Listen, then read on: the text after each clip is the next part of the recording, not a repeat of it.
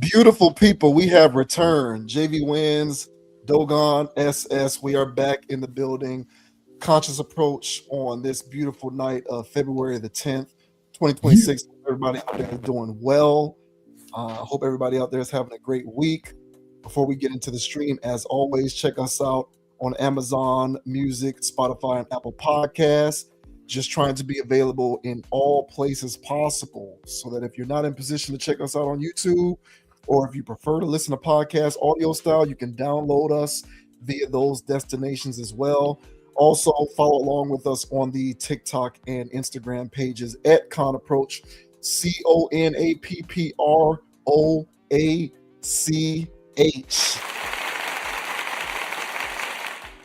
We continue to try to grow the community out, so whenever possible, we like to encourage everybody to check us out on all those relevant channels.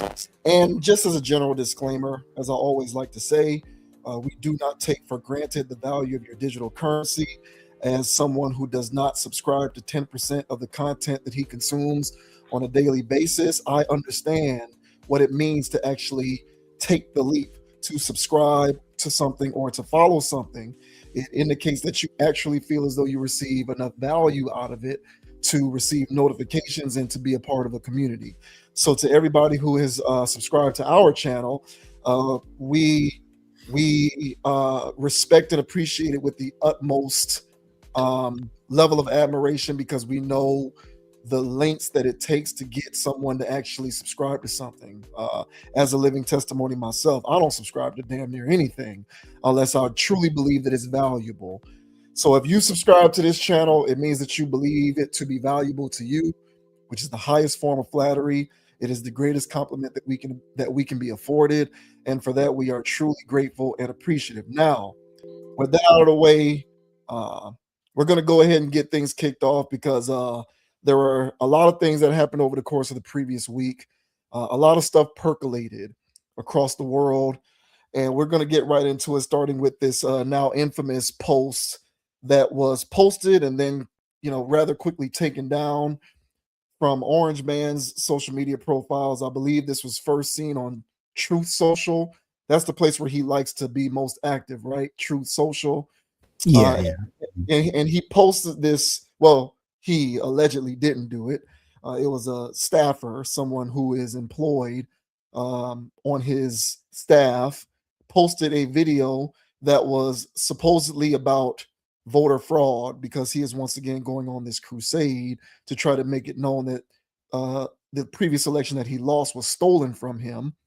And at the end of that, it cuts to some sort of a video that was spliced together using AI, which, according to them, is supposed to be depicting Orange Man being the king of the jungle. The problem with this video is that at one point during it, it depicts the Obamas with their faces superimposed on top of the bodies of apes. And if there is anyone who, if there is anyone who is aware of the history of certain racial tropes, particularly in this country, there is a long-standing one in which black people in America being depicted as either monkeys or apes is a long-standing low-hanging fruit trope that is meant to categorize them as mindless, animalistic type beings devoid of any intelligence, or so on and so forth. So it is definitely a trope that is 100% aimed at black people. Nevertheless, despite that being the status quo, this video went out anyway, apparently, allegedly, unbeknownst to him, and the whole world was on fire.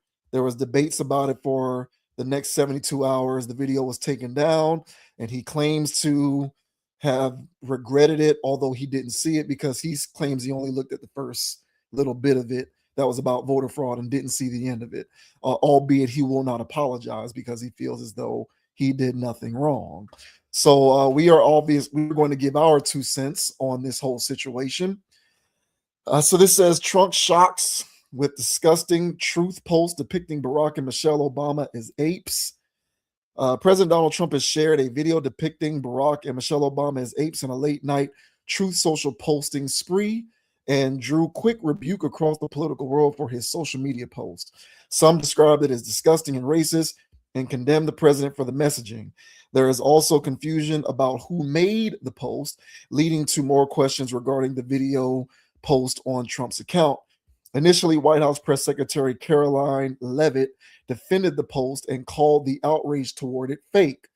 This is from an internet meme video depicting President Trump as the king of the jungle and Democrats as characters from The Lion King. Please stop the fake outrage and report on something today that actually matters to the American public. Hours after her comments and 12 hours since it was first posted, the video was taken down. A senior White House official said a staffer posted it erroneously, quote unquote. One unnamed official told The Hill that Trump was unaware when the video went up and the employee really let the president down. The clip of the Obamas appeared at the end of an unrelated video that allegedly debunked claims of voter fraud in the 2020 election, which Trump has claimed was stolen from him despite evidence to the contrary. A minute into the video, the clip was inserted, showing the faces of the Obamas superimposed on the bodies of two great apes, animated and dancing against an apparent jungle background to the soundtrack of The Lion Sleeps Tonight. The Obamas left the White House 9 years ago, and Trump ran against then President Joe Biden in 2020. Despite that, he has frequently included the Obamas in his attacks on Democrats. So I do want to just skip to the part where he doesn't apologize. So here are a couple people who spoke out against it. California Governor Gavin Newsom, a Democrat who has emerged as a frequent foil to the president, slammed his disgusting behavior in a post on X. Every single Republican must announce this, Newsom wrote, quote, now. I want to read the part where he says he didn't do anything wrong. Okay, here it is. During a press conference on Friday night on board Air Force One, reporters asked Trump about the post. He insisted that he was the least racist president you've had in a long time and placed the responsibility for the post on his staff. I looked at it, I saw it, and I just looked at the first part. It was about voter fraud. I guess during the end of it, there was some kind of a people don't like. I wouldn't like it either, but I didn't see it. I just looked at the first part, and it was really about voter fraud in the machines, how crooked it is, how disgusting it is. He said that after someone on his staff watched the entire video, it was taken down. When a reporter asked him about calls from other Republicans to apologize for the video, Trump refused to take responsibility. No, I didn't make a mistake. I mean, I look at a lot of thousands of things. I looked at the beginning of it. It was fine, Trump said. Trump was later asked directly if he condemns the racist parts of the video, to which he replied, of course I do. Okay, so that pretty much sums that up. So what I did want to do for anyone who has not seen this is to just briefly show the segment of this video that got everybody, well, that got, most people very offended and up in arms. So this is the little clip in question. It's not very long, but it gets the point across as to what was going on here.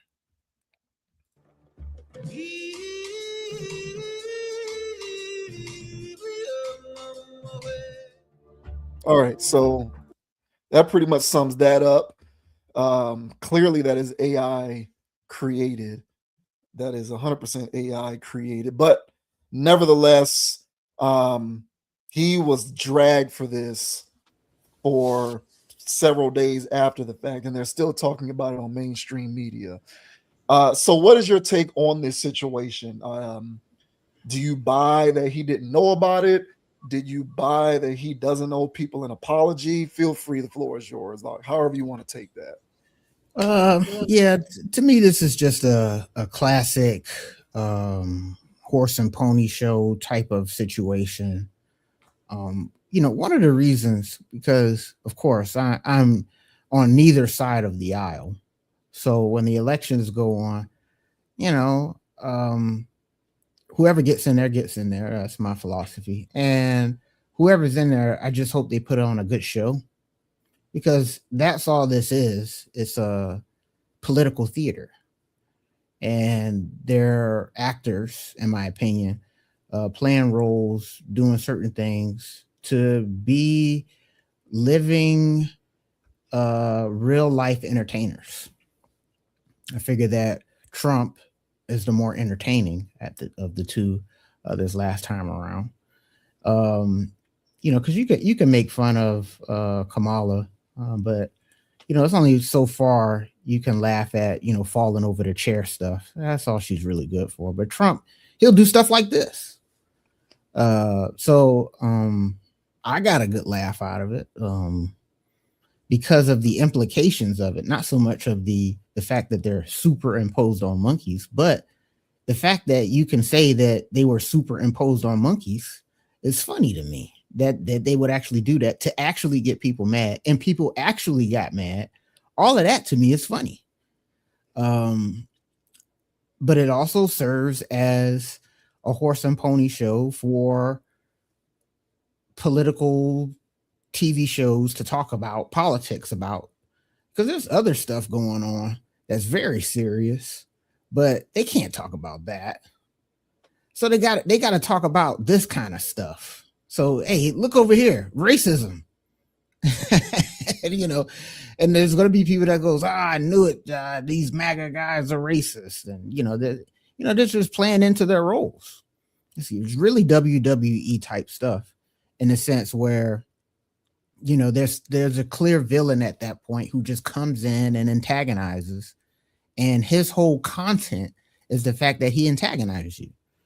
And that's pretty much Orange Man's philosophy, is that, well, he's the antagonizer. He's going to say the inflammatory stuff. He's going to say the things that gets everybody riled up on both sides. And it's part of the show.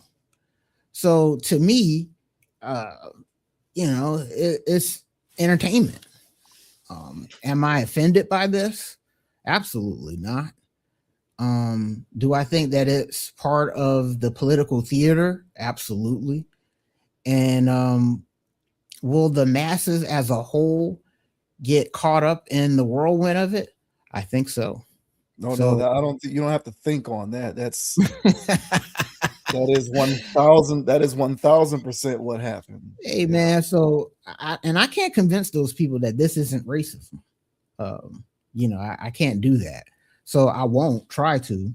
But for me personally, I just think it's all part of the script, that they just try to get people all riled up. But what are your thoughts, man, on Trump's team or whoever releasing this racist video where Barack and Michelle Obama's face are superimposed, hilarious word, on monkeys? What are your thoughts, bro? The theater component of your talking points, I do agree with that. I was listening to the Lebitard show, Dan Lebitard. I'm sorry.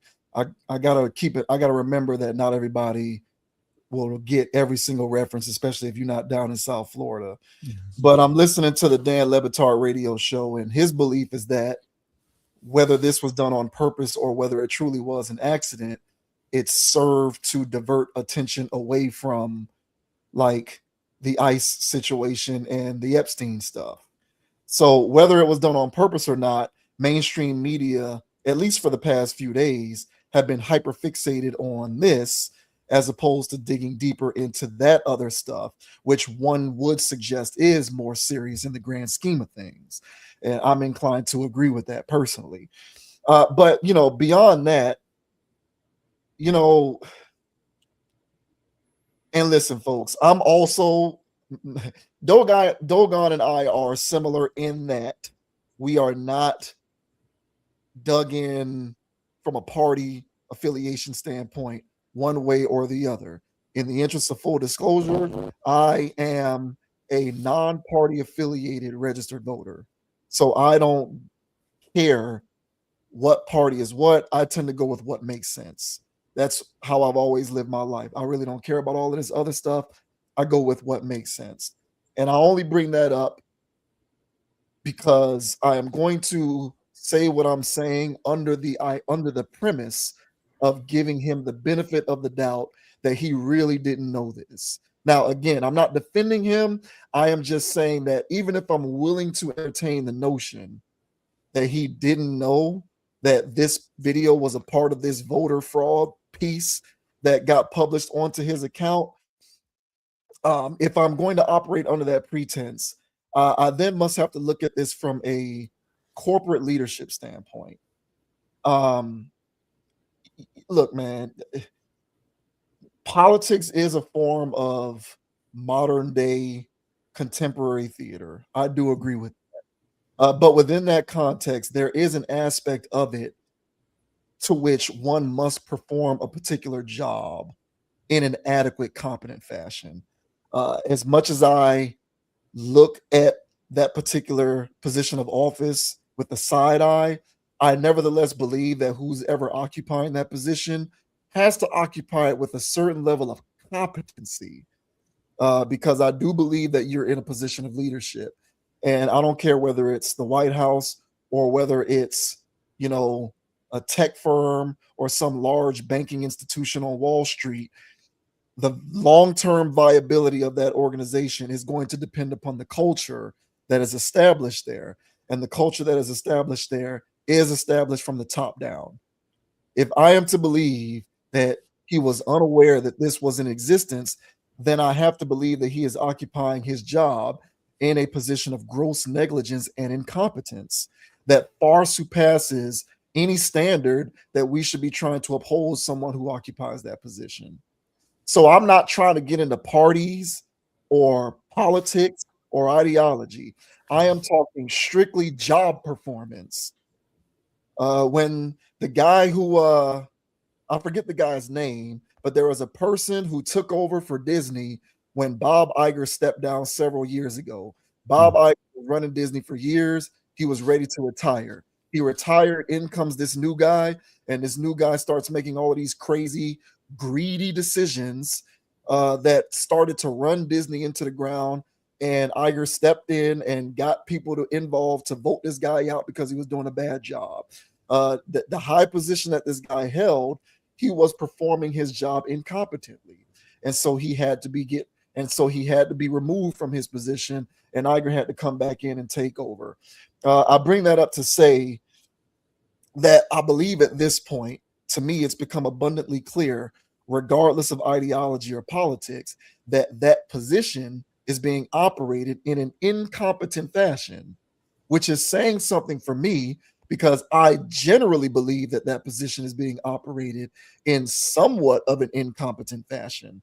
And I typically don't pay lip service to it because it's a reasonable expectation that I have come to maintain for myself with respect to how these things tend to go during the course of the 4 years that whomever is there is occupying that seat. But at this point, there is such a gross level of negligence and incompetence that even at this point, it's running afoul of my own personal expectations and sensibilities. Like, if you're in that position, it's kind of your responsibility to establish a culture which can inform those beneath you that thinking about doing such a thing probably isn't a good idea given the history of this country. Whether you agree with it or not, it is against your best interests to go forward with producing such content because you're going to piss off a lot more people than you typically do. And it's just not going to go very well for you. And things are already not going well for you. So why continue to rock the boat by doing something even more stupid than this? And again, it's not like I'm saying he had a hand. Do I think that he was sitting down at the desk working with this person to create this video? No, I don't. Do I think that he greenlit it? I don't know. But, but for the sake of argument, let's just say he didn't. Despite all of that, it is his responsibility as the person at the head of a giant position of leadership to establish a culture and a professional environment which dictates that everybody is aware of certain sensibilities inherent in various aspects of social and civil discourse in this country. One of Mhm. those being one of those being that if you post a video depicting black people as apes, it's not going to go very well for you. And the fact that that was actually something that took place anyway tells me that there is an environment within that ecosystem that is permeating, which suggests that people feel as though it's permissible to produce such content. And that gross level of negligence and incompetence, in my opinion, falls upon the person who's at the head, which just so happens to be him. So I'm not even trying to get into politics or policy or ideology. I think that there are certain aspects of that position that require a certain requisite level of competence and professional polish. And at this point, he is so devoid of those things, in my opinion, that even I feel the need to say something such as that. And typically, I don't give a damn because, like I said, my expectation is that at some point, someone's going to do or say something in that position that I'm probably going to look at and say, that was dumb, but whatever. I come to expect that kind of stuff. But here, this just kind of looks like this to me looks like some serious wild west, no checks and balances, no accountability, highly negligent form of professional management, which is the bare minimum for running an operation of that level of esteem and importance, which is unacceptable. And if this were going on in corporate America or Wall Street, after a couple of years, there would have been a vote by the board to exercise this individual because they were running the company into the ground. So it is what it is. I do agree with you on the theater aspect of it. And I think that maybe the theater nature of politics, at least at this point, has begun to jump the shark. As crazy as that may seem, because someone such as myself was already inclined to believe that it was continuing to jump the shark. But I feel like this kind of stuff is grossly negligent and incompetent. And as someone who takes pride in holding people to standards of simple, mere job performance, um, this one is unacceptable, in my opinion, just from the standpoint of job performance. I just think at this point, this guy sucks at his job, plain and simple. And when I say he sucks at his job, I mean he sucks at his job within the context of what my perception of job performance of that position is. Even within those parameters, he sucks at his job. All fair, man. And and this is the great part about the conscious approach, by the way, because I live over here with my foil hat. And you acknowledge, some of the foil, but at the same time, you come from a perspective of, even if this is not tinfoil stuff and you want to just boil this down to the bare minimum, the bare minimum is what you said as far as him being a leader of a country and allowing stuff like this to happen, period, which highlights a level of incompetence. And and if you're about business, if you're about this country, that should still bother you. It should. And yeah, it should still bother you. And so for me, I think it's all intentional. I think it's intentional. And you're right. The political theater, it has jumped the shark, because who goes to watch theater anymore? There's no more trauma. This is slapstick reality TV, because that's what people respond to anyway. And that's what Trump did before he got in office. He did slapstick reality TV, beauty pageants, casinos and other stuff, or whatever he does, and hotels. This guy can't run a country. That in and of itself is a joke that he even made it this far. If this system was really built on merit, knowing policy and knowing all this stuff, there's no way that this clown gets in office. But he gets into, which speaks to your point about the joke, like how much of a joke it's become. It's a joke. So he makes it there because he was on reality TV. He's a TV personality, and he like I said, part of his WWE role is to irritate the crowd. So let's imagine there's a wrestler out there, and the previous week they had a big spill, all staged, but a big spill, and now they're out there on crutches doing their monologue. Here comes Trump to come take the crutch and start beating him over the head with it. Yeah. And now everybody go, come on, man, you got to take his crutch. But that's just part of his role. And then he goes, I don't deal with blah, blah, blah kind of people. And it's all part of the act. So part of his act is he's a racist. and he's unapologetic about it. Apparently, even in this case, he won't even apologize. So therefore, he's an unapologetic racist, either directly or indirectly. He does enough of this that's part of his role. So at this point, why even get, for those who do get irritated by it, why even get irritated if he's a habitual line stepper and there's no penalty or anything about it? The whole outrage of, oh, I can't believe this. If you get into the mud with that theater, you're going to sit there and walk out and think that there's really people out here in the world who's going to steal somebody's crutch and start beating them over the head with it. This is all an act. Even though there are people that may do that. Exactly. But I'm just saying, I was that's what I was gonna say. And yeah, but those are the outliers. Yeah, they are, but it's a preface that they're an outlier until they're not. And we'll get into the AI topic a little later on in the stream, but things always seem like a niche element until they no longer are. I think the fear on the part of a lot of people is, as it continues to, because this to me is another form of aggressive normalization of degenerate behavior, right? So I kind of feel like this is along the same lines of the things that we talk about with OF and, the fact that sex working is being given this professional polish, and now people are being given platforms to espouse their philosophies as sex workers, as though they were going to work at another job like they were a doctor or a lawyer. So at a certain point, we're looking at it with the side eye saying this is goofy behavior. But you've already said 10 years from now, the world is going to be upside down and you're going to wonder how we got there.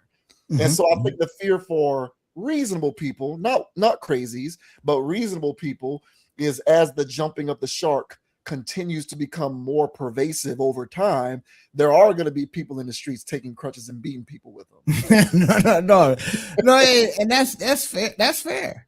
But that's my thing is, and that's fair.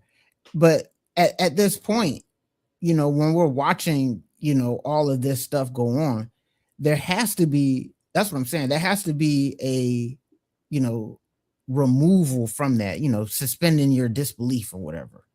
And you have to really go, okay, this, whenever I'm watching either the blue or the red or whatever's going on, or Fox News or whoever's talking about it, you have to really sit there and watch it like you're watching the NFL, and the commentators making their point about who should be MVP, who's this and who's that, reeling off stats and all these other things, why this person's the GOAT.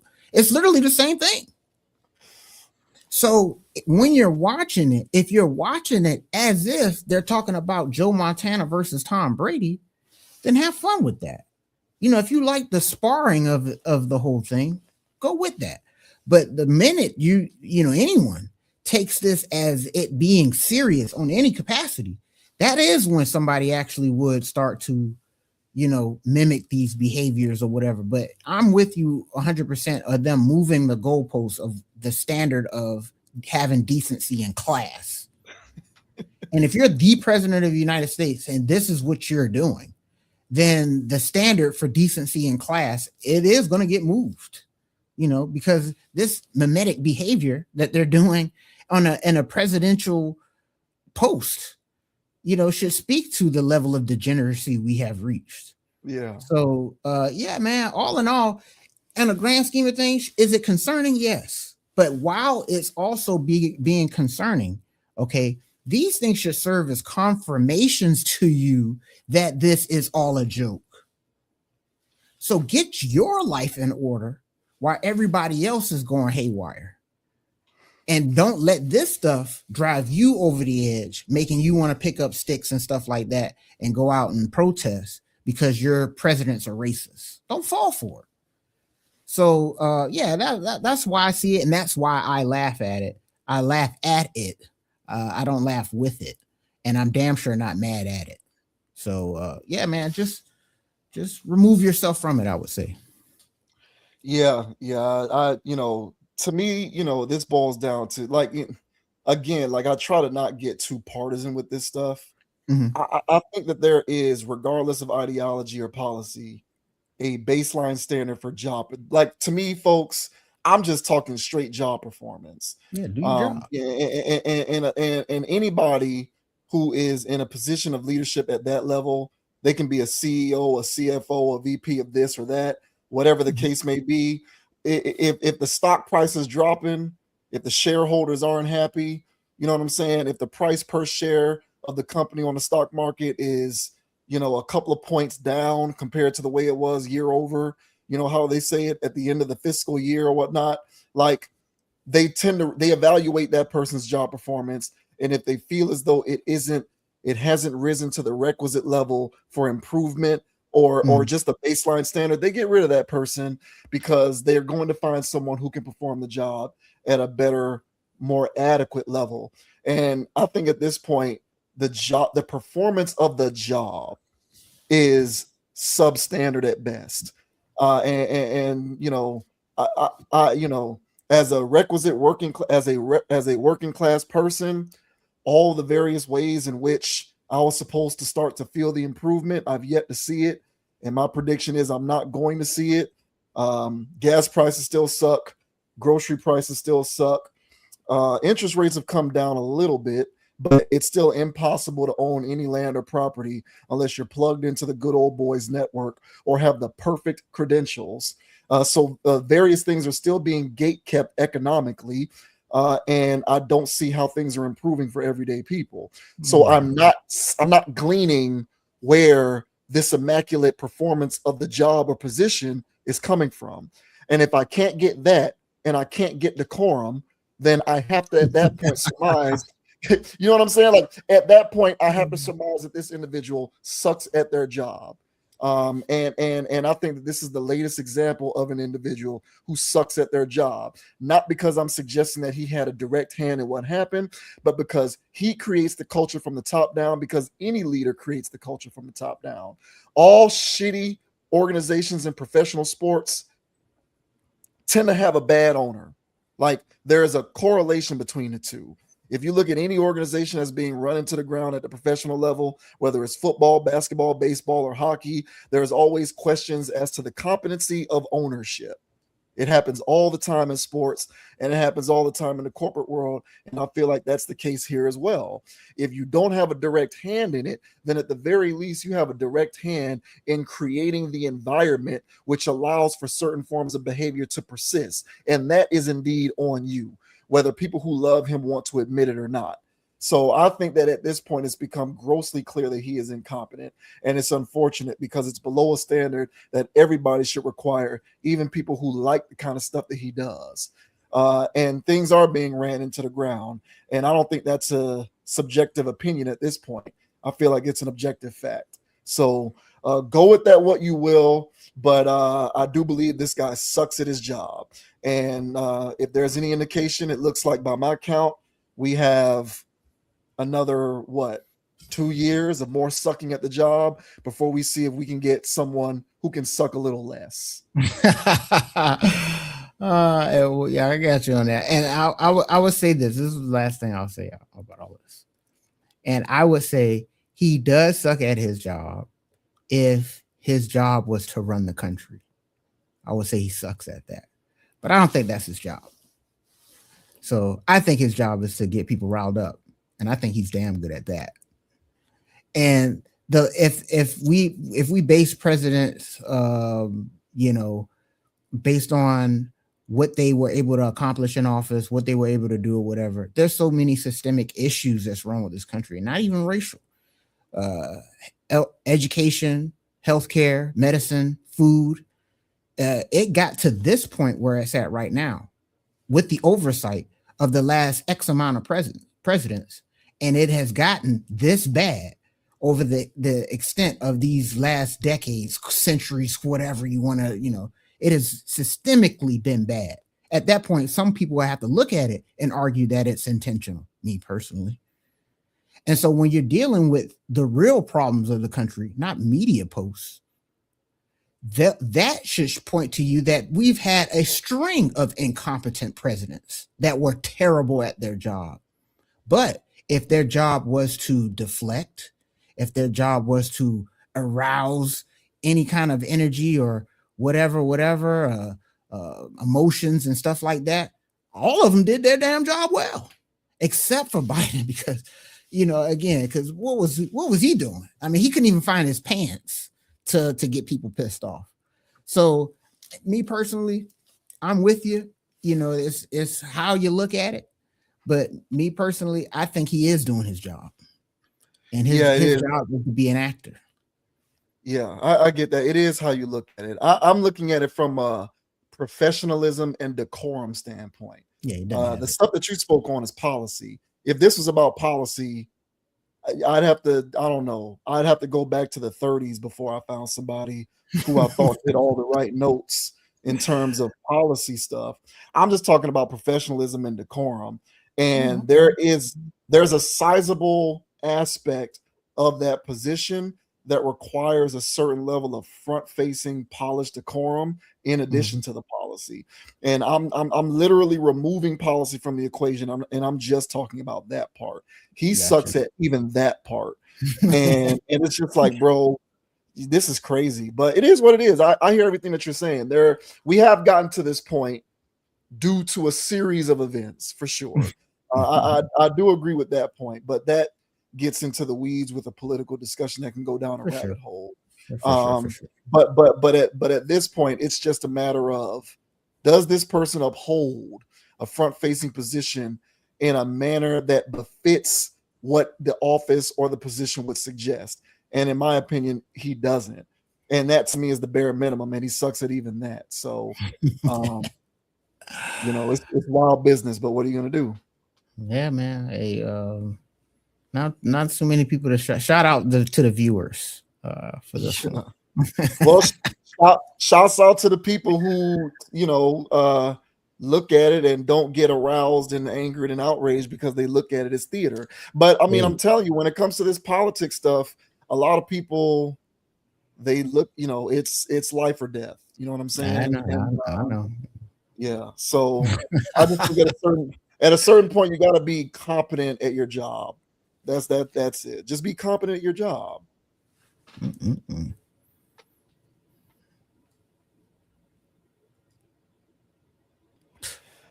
And on a somewhat related note, kind of, sort of, we'll go ahead and get into what is probably the most talked about event or happening that took place over the last 48 hours, the Super Bowl halftime show featuring Bad Bunny. Bad Bunny was the featured artist during the Super Bowl halftime show. He performed everything in Spanish, and there was a lot of back and forth on the internet. I am very happy that I am not someone who is inclined to express their opinion on social media, because it is an exhausting exercise in futility. I don't know how some of y'all really build up the energy to go on to your Instagrams and your Facebooks and give your opinions on this stuff, as if you're going to sway, as if you are going to sway a bunch of people to understand where you're coming from and come to your side of the aisle. But people do it anyway. There's a lot of back and forth with this, a lot of controversy and just a lot of yelling. So why not get into the muck? Because hopefully YouTube will play nice with us in the algorithm.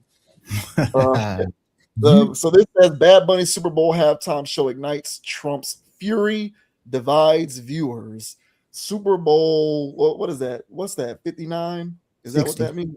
60. Super Bowl 60 halftime show featuring Latin trap artist. He's a Latin trap artist. Hey man, why not, bro? Go for it. Bad Bunny was the subject of immense criticism from Americans on Sunday night. President Donald Trump called it one of the worst ever. The Super Bowl halftime show is absolutely terrible, one of the worst ever. It makes no sense, is an affront to the greatness of America, and doesn't represent our standards of success, creativity, or excellence. Nobody understands a word this guy is saying, and the dancing is disgusting, especially young children that are watching from throughout the USA and all over the world. This show is just a slap in the face to our country, which is setting new standards and records every single day, including the best stock market and 401ks in history. I disagree with that. As someone who owns a 401k, that is not true. There is nothing inspirational about this mess of a halftime show and watch. It will get great reviews from the fake news media because they haven't got a clue of what is going on in the real world. And by the way, the NFL should immediately replace its ridiculous new kickoff rule. Uh, make make America great again. Prominent prominent conservative influencers were among the show's harshest critics, and even Assistant Attorney General for Civil Rights at the U.S. Department of Justice, Harmit Dillon, chimed in. One of the biggest criticisms of the show was that it was almost entirely in Spanish. So here are some of the responses. Here's some jackass named John Root. The NFL having a Super Bowl halftime show where their performance sings entirely in Spanish and waves other nations' flags is 100% a political statement. Bad Bunny will go down as the worst halftime show in the history of the league. America deserved better for its 250th birthday. Was a single word of English spoken during the Super Bowl halftime show. Someone needs to tell Bad Bunny he's in America. This is an abomination. From another jackwagon named Nick Adams. I mean, I'm sure I'm sure that was very exciting to Bad Bunny fans, which I hear there are lots of. As someone who hasn't listened to his music and doesn't speak Spanish, that was pretty meh. So yeah, a lot of responses here. Nah, I like my halftime shows in English from people who love America. From Jackass, Megan Kelly. By the way, folks, I think everybody who talks about this stuff is a jackass. So I'm not I'm not giving an opinion based upon my own personal ideology here. Other users even tied the show to the nation's ongoing debate about illegal immigration and deportations at the hands of U.S. Immigration and Customs Enforcement agents.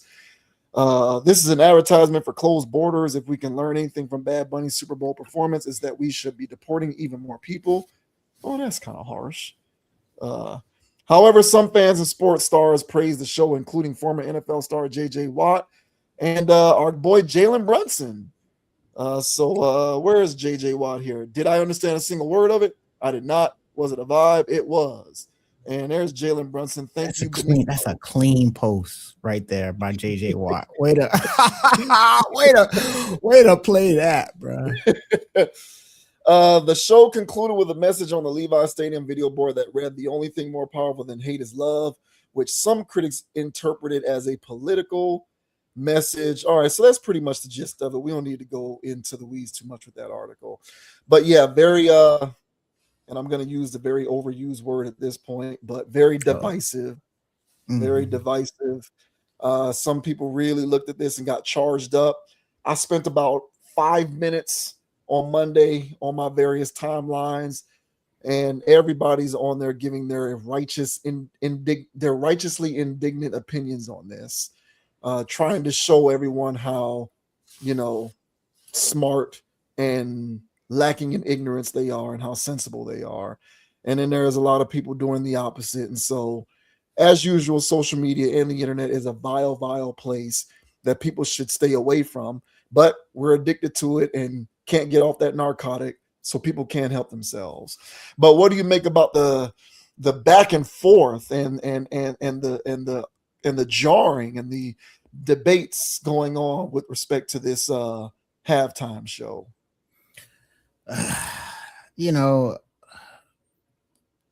It's, I mean, yeah, this is very similar to the last topic in the sense that, people like taking the bait for this stuff. When it comes to race and all these other things, they like biting on it, man. It's irresistible. So I think a lot of this is, has its racial undertones or cultural undertones, how anybody want to spin it. Okay. But yeah, people love to get into the weeds with that and sling mud around. Personally, I've heard of this Bad Bunny character. Didn't know any of his songs. But when all of this stuff was swirling around, I did catch social media posts talking about him before the performance, and they was playing some of his songs. This guy, clearly industry plant of a human.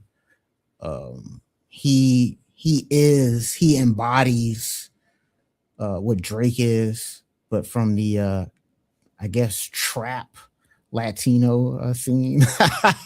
I'm jokingly saying that because all of his music sounds like pop music to me, but I could be wrong. Um, but yeah, he embodies. He's kind of like that, at least from what I've been gathering. That he's like, oh, he's just the Spanish Drake. So people were more the more reasonable outrage that I saw was his lyrics, highly sexual lyrics, and him saying stuff that was completely vulgar, and if said in English, it'd be a whole bunch of bleeping or somebody would have got fined. So it was more or less the character, the outrage that I saw. It was more like the character of the person that you're having up there, the types of songs that they sing for a family event, if you will, like the Super Bowl. Now this angle where everybody wants to get upset because he's not speaking English and stuff like that's low hanging fruit stuff to me. So with you, I'm inclined to believe those people are jackasses because who gives a damn? But they do apparently. So there's that angle of it, that there's going to be the people that's outraged about it, and then there's going to be the overly righteous people that are going to be outraged about it. Me personally, I land in the okay, what is he talking about stuff. So even though he's not speaking English, what is he saying? For all of my Spanish speakers, for all of those millions of Hispanic kids out there that understand what he's saying, and he's saying, grab him by the pee. You know what I'm saying? If he using language like that, then that's not clean. So overall, the Bad Bunny thing to me, I feel like it was a whole bunch of hoopla. I feel like it was a whole bunch of let's get eyes on the Super Bowl. Because I feel like the Super Bowl has lost its luster. So why not do something like this? There has been a lot of stuff going on with the Hispanic community when it comes to deportations and stuff like that. So this could also be a sympathy play for to let that community know that y'all still America. It can get it's so many things that go along with a statement poll like this to put Bad Bunny into the thing. So all in all, I think it's just a whole bunch of hoopla,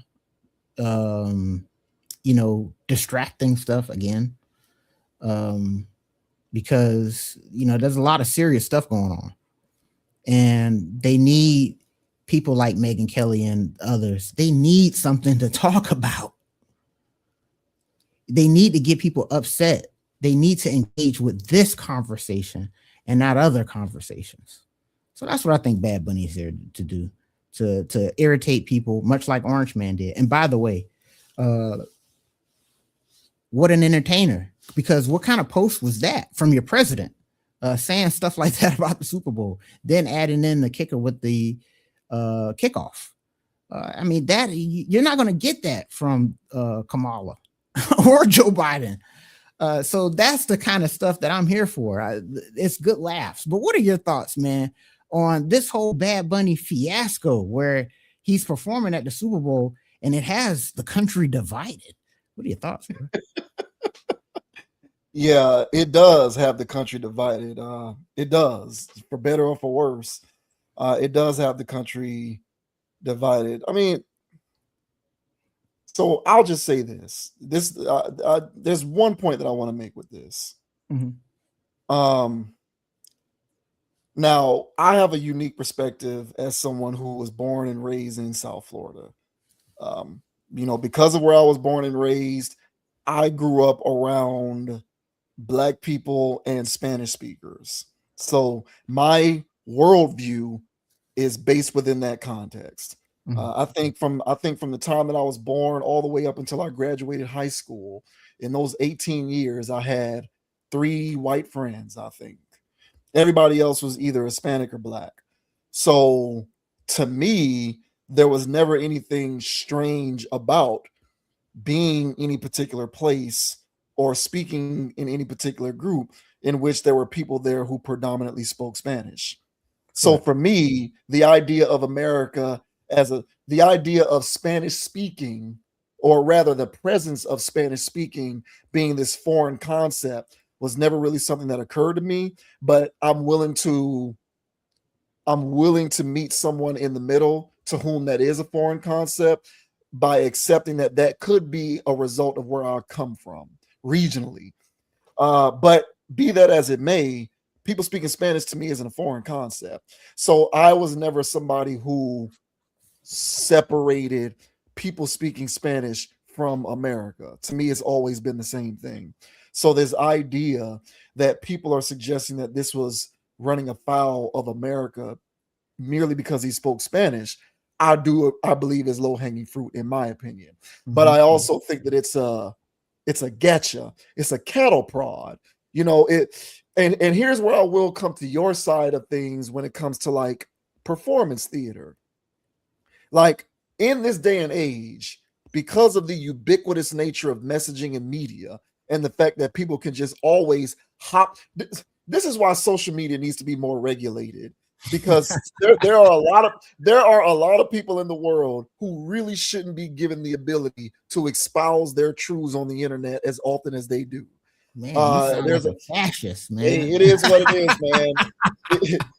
It is what it is. There are a lot of people who spend far too much time saying dumb stuff on the internet. And I do believe that the political apparatus, as well as corporations, does its due diligence to take full advantage of the fact that people can't help themselves and are easily triggered by anything that you can take a cattle prod to and just kind of ying them. You know what I'm saying? Like it's like cattle in a farm. It's like trying Mhm, to wrangle up pigs in a stable. You mhm, take the mhm, cattle prod and you just zap them to get them to mhm, go where you want. And mhm. so, as odd as it may sound for me to say this, I do think that at this point, detractors of this performance, as well as Orange Man, are able to have their cake and eat it too. Because on the one hand, they can talk about how much they hate it and wish that it didn't happen, but they can also take advantage of the fact that it did happen by pulling out the cattle prod and zip, zip, zip, zip, zip, so that everybody online can get back and forth yelling about whether it was okay for him to do it and whether it made sense or whether it Correct. was wrong because he was speaking Spanish. Correct. And so now you got people on the internet getting all philosophical and righteously indignant, expressing Correct. their opinions about how great it is, and how if you don't like it because he was speaking Spanish, you're on the wrong side of history. And then you got everybody else, and then you got people on the other side saying this is un-American, this is un-American, he should have been speaking. It's all a dog and pony show Yeah. that Mm. amounts to nothing but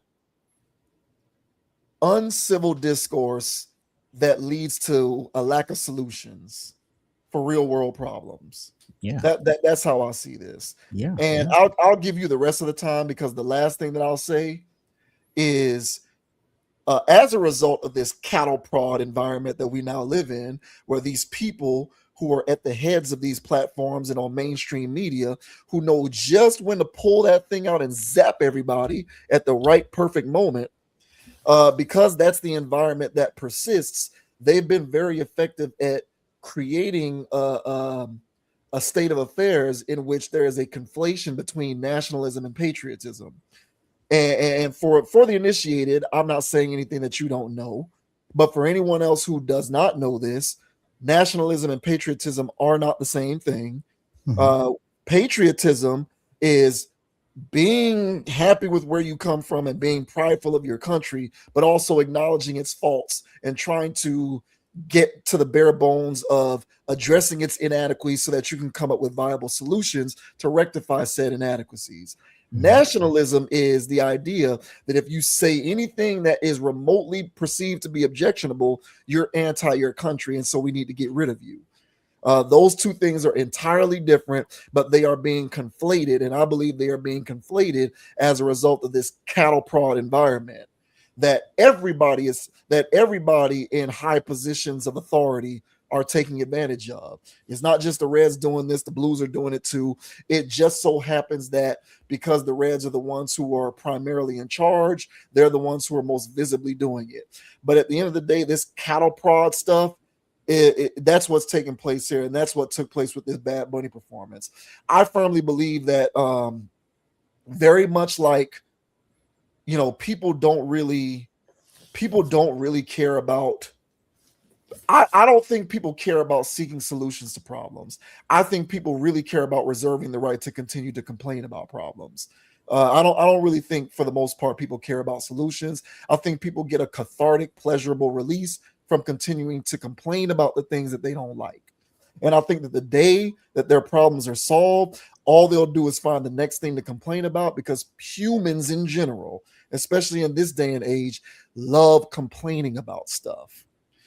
And I think that these individuals love complaining about the things that they claim to hate, because it gives them the chance to pull out that cattle prod and zap people whenever they feel like it. So even though these weirdos like Megyn Kelly and the rest of these jackwagons love to get on their platforms and say this sucked and he ain't even speaking English and I don't like this, they also love the fact that he did the performance, because it gave them the chance that they needed to pull out their cattle prod yet again. Yeah, man. Yeah, man. It's a system that feeds on itself. Just imagine a population of people who didn't give a damn about the Bad Bunny performance or the Super Bowl. Just imagine a group of people that doesn't give a damn about what Megyn Kelly has to say. An informed group of people that are seeing this for the distraction that it is. So therefore, the prod doesn't work on them. So then the cattle prodders they're all juiced up. They're ready to go. The beta's out there, and they're ready to start hoarding masses of people. But those masses of people aren't going for it. Then what's going to happen? And if they're not going for it, what are they actually getting into? So the key here for the cattle prodders is that not only is it getting them paid, it's content and all other stuff, but there's also incentive from their managers, owners, and stuff like that to keep everybody on the farm. So these people are going to do what they do. And entities like the NFL is going to continue to throw chum into the water. This is hook, line, and sinker. But this also plays into, like I said, this whole ICE thing that's going on. A lot of that stuff is happening. Even though I guess this Bad Bunny guy is, I don't know, he's Puerto Rican or something, so he's not whatever. But at the same time, there's still a camaraderie type of thing that I would imagine was going on across that community. But still, I think it's one of those Black Lives Matter things, unalive a innocent Black person in the streets.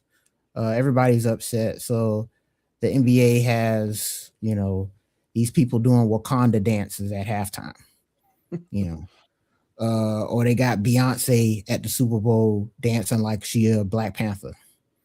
They're gonna do stuff like that, to throw tokens towards that community. So they just shut the hell up. And while they're throwing tokens, it's also throwing chum in the water for everybody else that don't like seeing that kind of stuff. So then here come them from the peanut gallery with their prods. So they set up a whole ecosystem for degeneracy. So if you're not a part of it and you're just watching this crap go down, much like myself, then of course you don't get prodded by the prodders. But unfortunately, there's a lot of people that aren't even aware that they're on a farm being grown and harvested for stuff like this. So they can keep this thing going, and they'll watch the next Super Bowl, watch the next halftime show just to complain about it again, because this time they got a MAGA thing going now.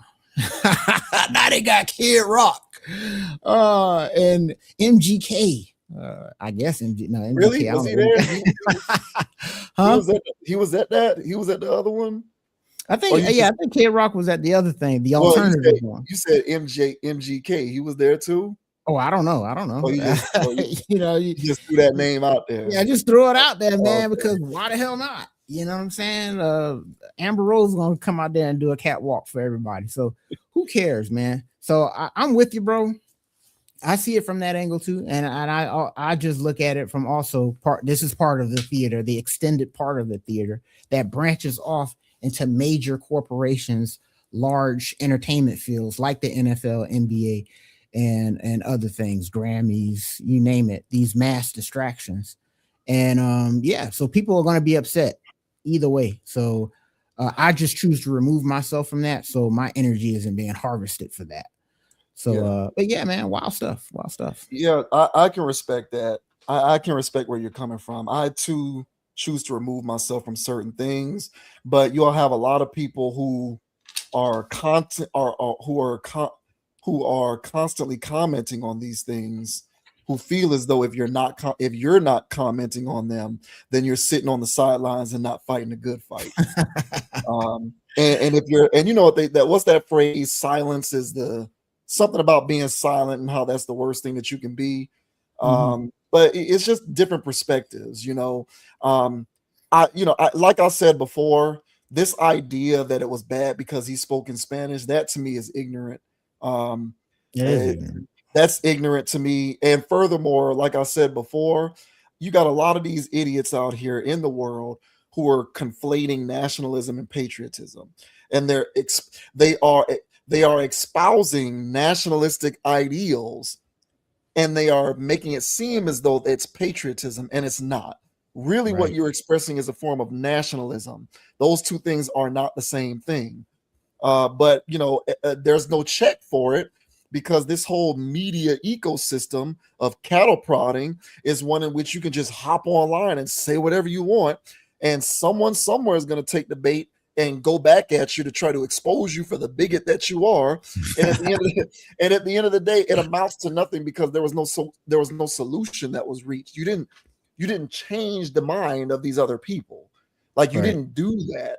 Like that end goal wasn't met. So at the end of the day, all you really did was feed your ego of being able to hop on there and get righteously indignant with your own pretentious, self-important opinion.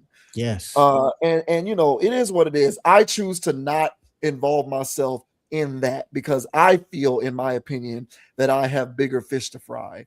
But again, what I will say is this whole idea that because he spoke Spanish, it was inherently un-American or bad is ridiculous. But again, if you fall for these people's bait, you'll sit there all day going back and forth trying to convince them how they're wrong, and you'll just be wasting your time at the end of the day.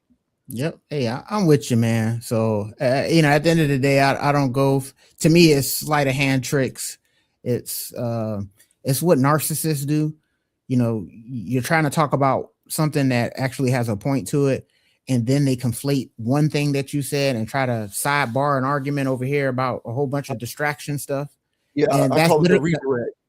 yeah, that's literally what stuff like this is. There's bigger things out there. There's more important things to address and to put your energy into. But what happens is this is part of the well, you know melting pot racism, speaking English, all this other stuff, and it's just this whole rolling ball, and everybody's paying attention to that, and they're arguing over that instead of the central part of the argument. And so, yeah, so this type of stuff, I don't get into the weeds with it. When I was younger, I used to get into internet spats in the comment section. But like you, man, I don't see the value in that. I've grown out of that because it wasn't doing nothing but satisfying my ego when I hit enter and reread it like 30 times. Exactly. That did it for me. And then I Exactly. realized I was in this stupid loop arguing with probably bots at that point. So Yeah. I was like, you know what? What am I doing this for? But when the people in the population have their egos constantly being bruised and battered every day from this cycle that we're all living in, this rat race that we're living in, the only way that they can get their ego healed is by getting online and getting into these spats. And so, like you said, it's an ego play, but where is their ego being bruised to even want to do something like this? So people got to do a self-evaluation so they don't find themselves in the comment section hitting enter on 2 paragraphs that ain't nobody gonna read but you. Yeah. So hey man, wild stuff, bro, but I ain't going for it. Yeah. Not going for it. Yeah, I agree. There's just bigger fish to fry, man. I like I said, I hear the the aspect of him not speaking Spanish. I mean, speaking Spanish, that part is silly, but those people are jackasses. Don't match their jackass nature with your own version of being a jackass by hopping into the comments to write those 3-4 long paragraph long statements so that you can. What are you gonna do? You're not gonna. You're not going to come out of that exchange with them agreeing with you or seeing your way of doing things. Exactly. And so everybody needs to. People should live life from a utilitarian standpoint. What is the utility of this behavior? What is the practical application? If there is no practical yield from this action or behavior, you shouldn't commit to it. And getting into these online spats over these altruistic, conversations, if you will, don't amount to anything from a utility standpoint because there's no practical yield. You're not going to change their mind. They're not going to say, hey, you're right. Maybe I should look at life different. They're not going to do that. No one does that. So really, what purpose did it serve? Shout out to the viewers again, man. It's getting rough over here, bro. People to shout out, bro. Man.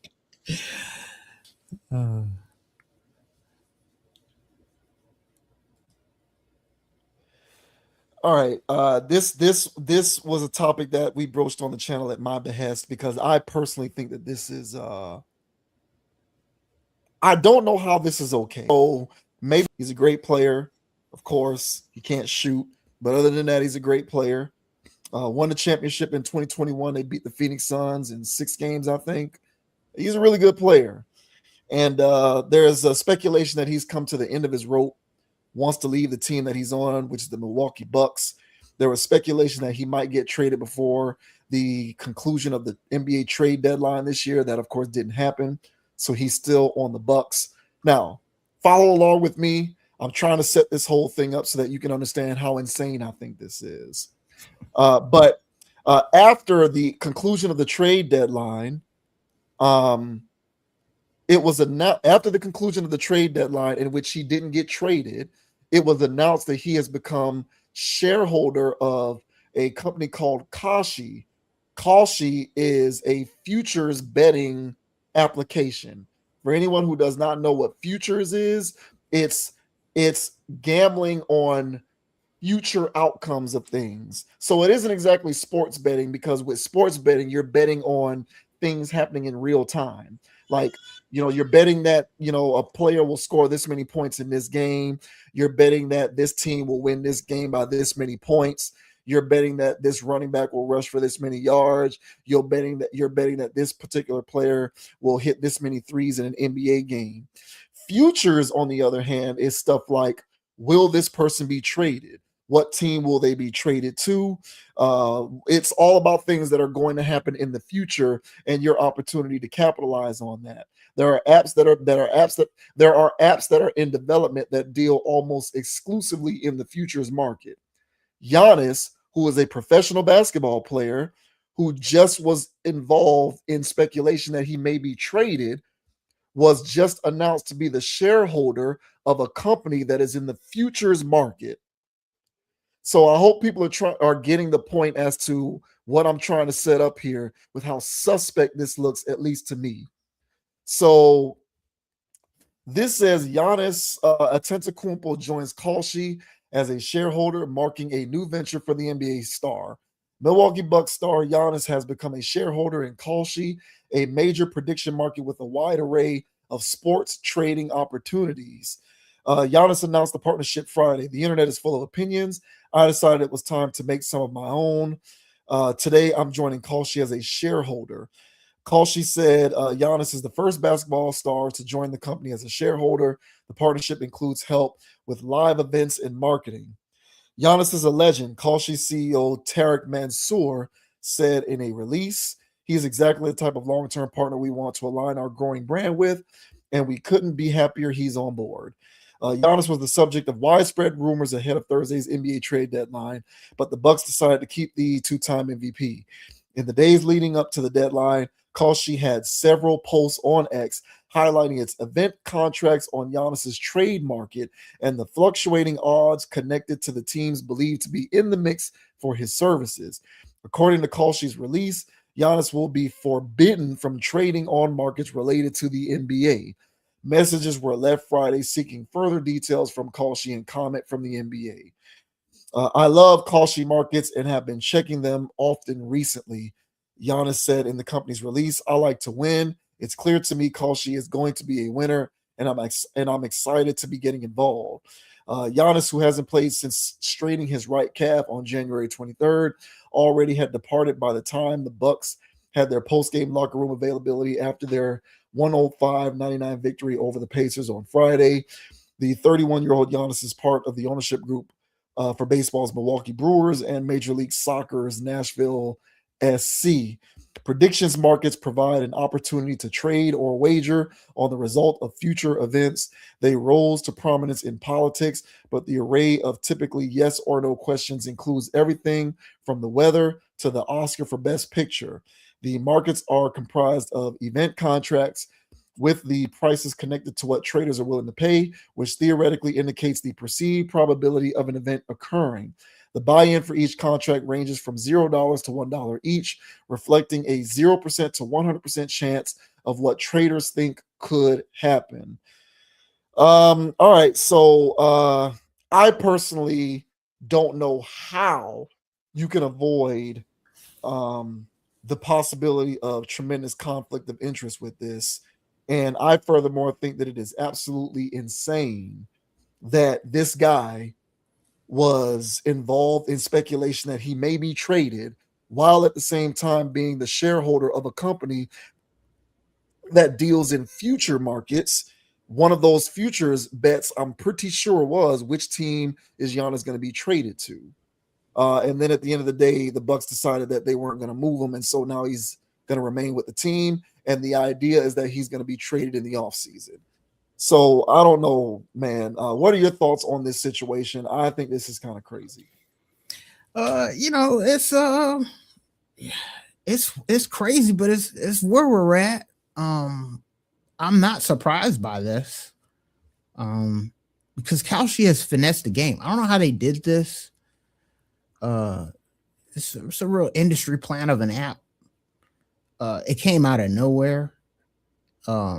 And you're allowed it crosses state lines. Like people are allowed to do Kalshi in states you couldn't do other sports gambling and other things. Like they finessed the game. I don't know how they did it, but they did, and they're here and people use it. And I don't think it's slowing down. I think it's gonna keep going, and I think it's really gonna explode. So part of Kalshi's finesse is I'm sure he ran this by the league and other people and his agents and all of that other stuff actually, was going through the weeds, and they found that this wouldn't be seen as a conflict of interest so long as XYZ, as the article stated, that so long as it's not dealing with anything NBA related. How does the satellite stuff work around the NBA? I guess that's NBA related, but nevertheless, I'm sure that the lawyers got in on this and along with the NBA and found a way for him to actually be a part of this. So from a business perspective, from Giannis, I think it's a smart play because it's not going to go anywhere. There's going to be Kalshi spinoffs, I'm sure, but at least Kalshi, as far as I'm concerned, is either the first of its kind or the biggest one yet of its kind. Either way, I mean, this is the one that people are going to. So from a business point of view, I don't see anything wrong with this. I think this is more of I'm more concerned about what Kalshi is versus what Giannis is doing with it. Some of the stuff that I've heard that's going on that site, it's egregious. Like the article mentioned, it's weather, it's everything. And to me, as an avid sports gambler myself, who's trying to taper himself off, but as a gambler myself, um, I'm not gonna venture into the area of, all right, I'm gonna start gambling on the weather, because at that point, bruh, um, you may be a lost cause. And one thing that this app is doing is it's going to get a lot of people upside down if it hasn't already. So I'm not a fan of what it's doing. I'm not a fan of it. Uh, and that's more or less my concern here. But as far as Giannis and his business endeavors, so long as the lawyers gave me the thumbs up, I would do the same if I was Giannis, to be honest with you. But what are your thoughts, man? What are your thoughts on Giannis getting in bed with Kaushi? It's more evidence that I need to start looking at sports more from a practical business investment instead of thinking about it from the purity of loving the game and the spirit of competition, Oh which yeah, is unfortunate because I'm still clinging to this idea that that's what sports is supposed to be about. But I am becoming increasingly reminded that it's less about that and it's more about hitting the right lick at the right time. um, so maybe I need to come closer to the gambler side of things and figure out a way to parlay it into my own money making adventure. Because you know, I know the article said that he's not going to be allowed to vote on NBA stuff. That's fine. You can tell me that. I don't see how I don't I don't see how you can eliminate some kind of potential conflict of interest at some point. I don't see how it's avoided. To me, it's unavoidable. I mean, the guy is an active player and he's the shareholder of a company that deals in sports futures. You can tell me he's not going to be involved, but how can you prevent it? This entire industry is completely deregulated. yes, What it is. what can you how can you really prevent something from happening? Like as far as I can tell, only the really sloppy, lazy people get caught. Like it's Terry Rozier and Jonte Porter, people who do it lazily. They're the ones getting caught. Like Porter made it obvious. Oh, I'm gonna hit the under every time. Mm-hmm. Like he made it glaringly obvious that he was cheating. Mm-hmm. And then Terry Rozier with all of his debts and being in bed with all of these other shisty characters and getting weird, oddly injured at strange times and just inexplicably with these weird performances, he made it obvious. Mm-hmm. Those are the only people getting caught. So at this point, as I continue to see a lot of this stuff unfold, I don't know what's going on anymore. And I'm still not still, well, I still am, but I am increasingly becoming somebody who is finding it very difficult to watch sports for the sake of it being about the spirit of competition. And that makes me sad. It Yeah, does. It makes yeah, me sad. But this to me is a slap in the face towards the idea that you're watching sports for the spirit of competition. I don't know how you can prevent some aspect of Giannis's involvement with this company being able to give someone else a leg up as to other NBA players and what might happen with their future markets in terms of where they might be traded, in terms of, when's the next time they get injured or any of these weird future bets that they come up with in these apps. Mm-mm-mm. So I don't know. It's just unfortunate, man, for me personally.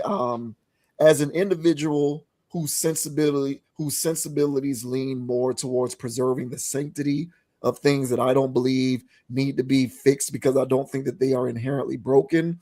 I am disturbed by this. And that's not to criticize Giannis because hey, if you got the opportunity to line your pockets via another business venture, hey, at this point, that's what this country is about. No one cares about integrity. No one cares about honesty. No one cares about purity of anything. It's just about doing whatever you need to do cutthroat so to get to the next bag. I've accepted that that's the way things are. That's fine. So this is not a criticism of Giannis per se, because Mm. if it's being allowed to happen and he can do it, then go for it. As long as he is not putting himself in position to go to prison glaringly, then fine, whatever. I have no dog in that fight. This to me is more so about I don't understand anymore what it is that I'm watching when I flick on to this game to watch this stuff. That's what it is for me. I no longer know what I'm watching. And as someone who's not 10, like I'm the last person to do tinfoil hat stuff. I try to give people the benefit of the doubt. I'm always the person. You can ask anyone who knows me. When everyone around me is like, nah, this is this or this is that. I'm always the last person to hop on board that train because I'm always looking for some logical explanation for everything because I just want to believe that things are still in some corners of our society on the up and up. And I guess I'm the fool for continuing to believe this because now when I sit here and watch these sports, I no longer know what I'm watching. And I hate that. I hate that. And I respect Giannis. He's never given me a reason to look at him with the side eye. He always strikes me as a stand up guy. I believe that he likes playing basketball, unlike some of these other guys. I believe he does want to be out there. But I also believe that this represents a tremendous conflict of interest for someone who, forget being an active player, for someone who's even around the league, period, or any of these leagues, I don't know how the conflict of interest is not unavoidable. And so I just long for the days when I can at least feel as though I know what I'm watching when I'm watching something. And I no longer feel that way because I don't know what I'm watching anymore. Yeah, man. As far as the period of the game goes, man, you know, it's it's a slow death, man. It has to get peeled off layer by layer. Before you actually reach that point of apathy towards the sport in and of itself. All professional sports, like I know, see that's how I feel about college football. But it has its moments where it gets in there, and I go, get away. I didn't see that. I didn't see that. College football is still college football. All right, but the more professional college football becomes, look out, y'all. All right, but yeah, but NFL, NBA, I gave up on that. Um, I gave up on that a while ago, and it was because my hometown team sucks so bad. And and it was just looking at these corporations that weren't interested in winning. It didn't. Some of them didn't even look like they would bother to try to win. Some of them are just farm systems for good players to develop, and then they trade them somewhere else. It's just a whole. It's a sham. It's a big Ponzi scheme. And yeah, I just couldn't watch it anymore. It's hard to watch. The Super Bowl, it was on in the background, um, and it was hard to watch. Well, it was great defensive performance, and I guess to some level it is, but it was also really bad offense. It's a bad game. I'm really getting over professional sports, and I'm happy about it. And when you get out on the other side, bro, you know what I'm saying? It's going to be a weight lifted off your shoulders from the shenanigans. But yeah, man, the period of the game, me personally, I had to let that go. Once these guys cross over into the brotherhood, into the fraternity, there's no looking back. So it's a lot of weird stuff that goes on up there. So I'm not surprised by anything anymore. And when it comes to uh, sports betting, getting involved with players, because Giannis is going to be the first of many. Technically, you're not already with any sports book or anything else. You're not allowed to gamble on anything, NBA related if you're in the NBA and whatever. So, I don't see why, athletes wouldn't be able to get involved with that. Any other level of collusion that they would have got caught up in with anything else, if it was MGM app or FanDuel, they still would have got indicted and all this other stuff. So if you can make money off of it. So I'm pretty sure you can't make money off MGM if you're Giannis, but Kalshi you can because it's a futures thing. I would just hop right on in that if I was an athlete, just like Giannis did to get a bag. So, but when it comes to the integrity of the game, bro, I personally couldn't do it anymore because it was making me upset as a fan, and the Dolphins are a prime example. I mean, it is disgusting what they do to us as fans. And the more you invest in that, I mean, it would ruin my weekend to watch the Dolphins lose. You know what I'm saying? It would ruin my week. It would just be like, oh man, all right, back next week, and then it would do it again.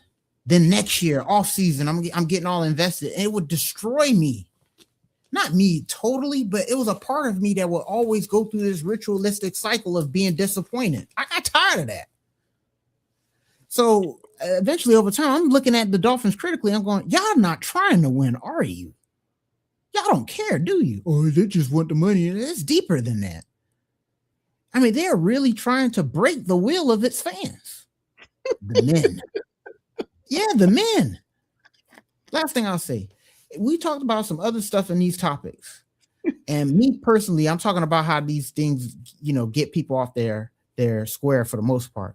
But in that last topic, I was saying, imagine if the people didn't care as much about the Super Bowl. They didn't care as much as about blah, blah, blah, blah.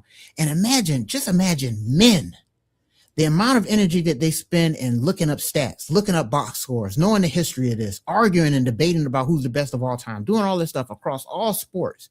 If that energy was devoted towards who's actually making laws, doing this, doing that, this would be a whole different simulation we're living in.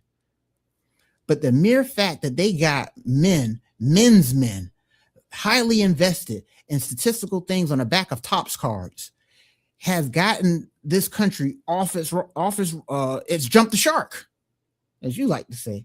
So all in all, man, removing yourself, from these ritualistic spankings your favorite team gives you, it opens up a whole new world, man. I kind of feel like those guys that don't watch sports, but I'm not like those guys that don't watch sports. But I have time on my hands again. So yeah, man, it's wild stuff, dog. Yeah, no, I gave up on the ritualism of it years and years ago myself. The last sports related rite of passage that I held on to that would really make me emotional were Kobe debates. Kobe debates was the one thing that would really make me emotional. Like if you came to me suggesting that anybody other than Michael Jordan was better than Kobe, we were going to fight.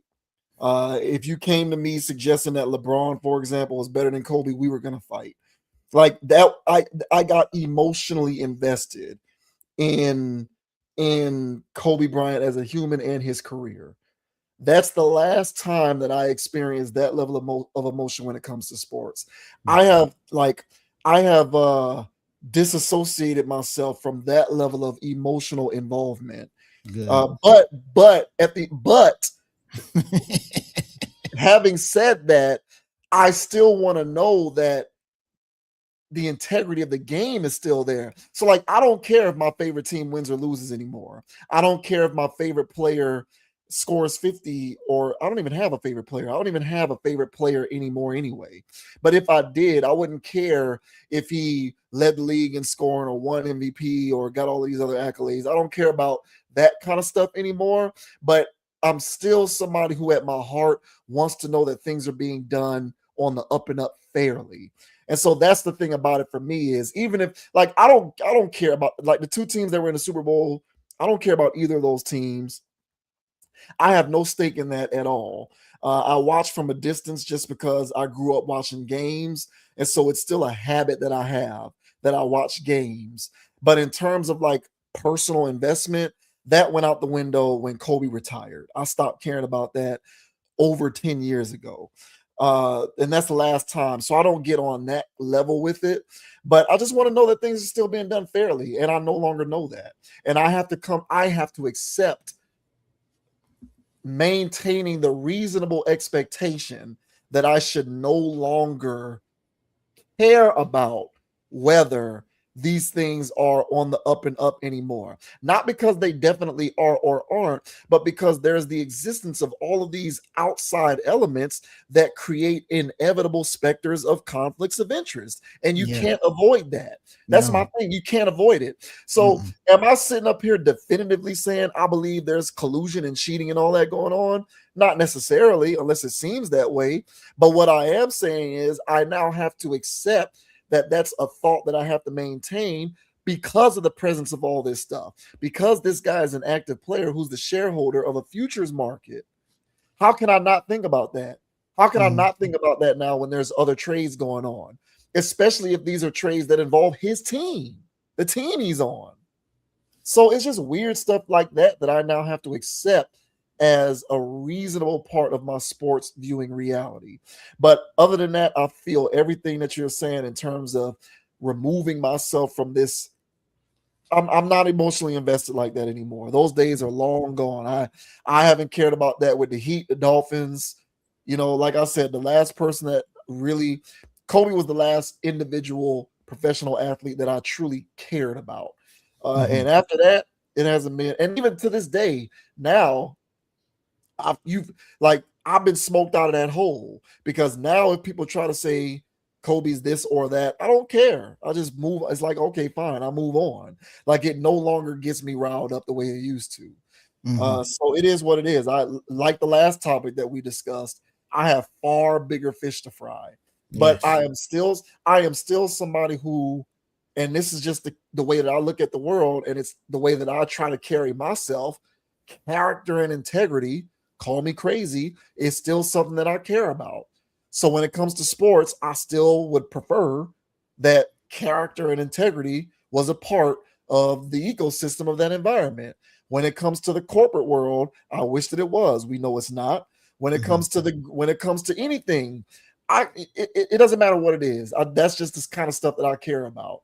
Is people being honest and doing things the right way, even though no one does things honestly or the right way.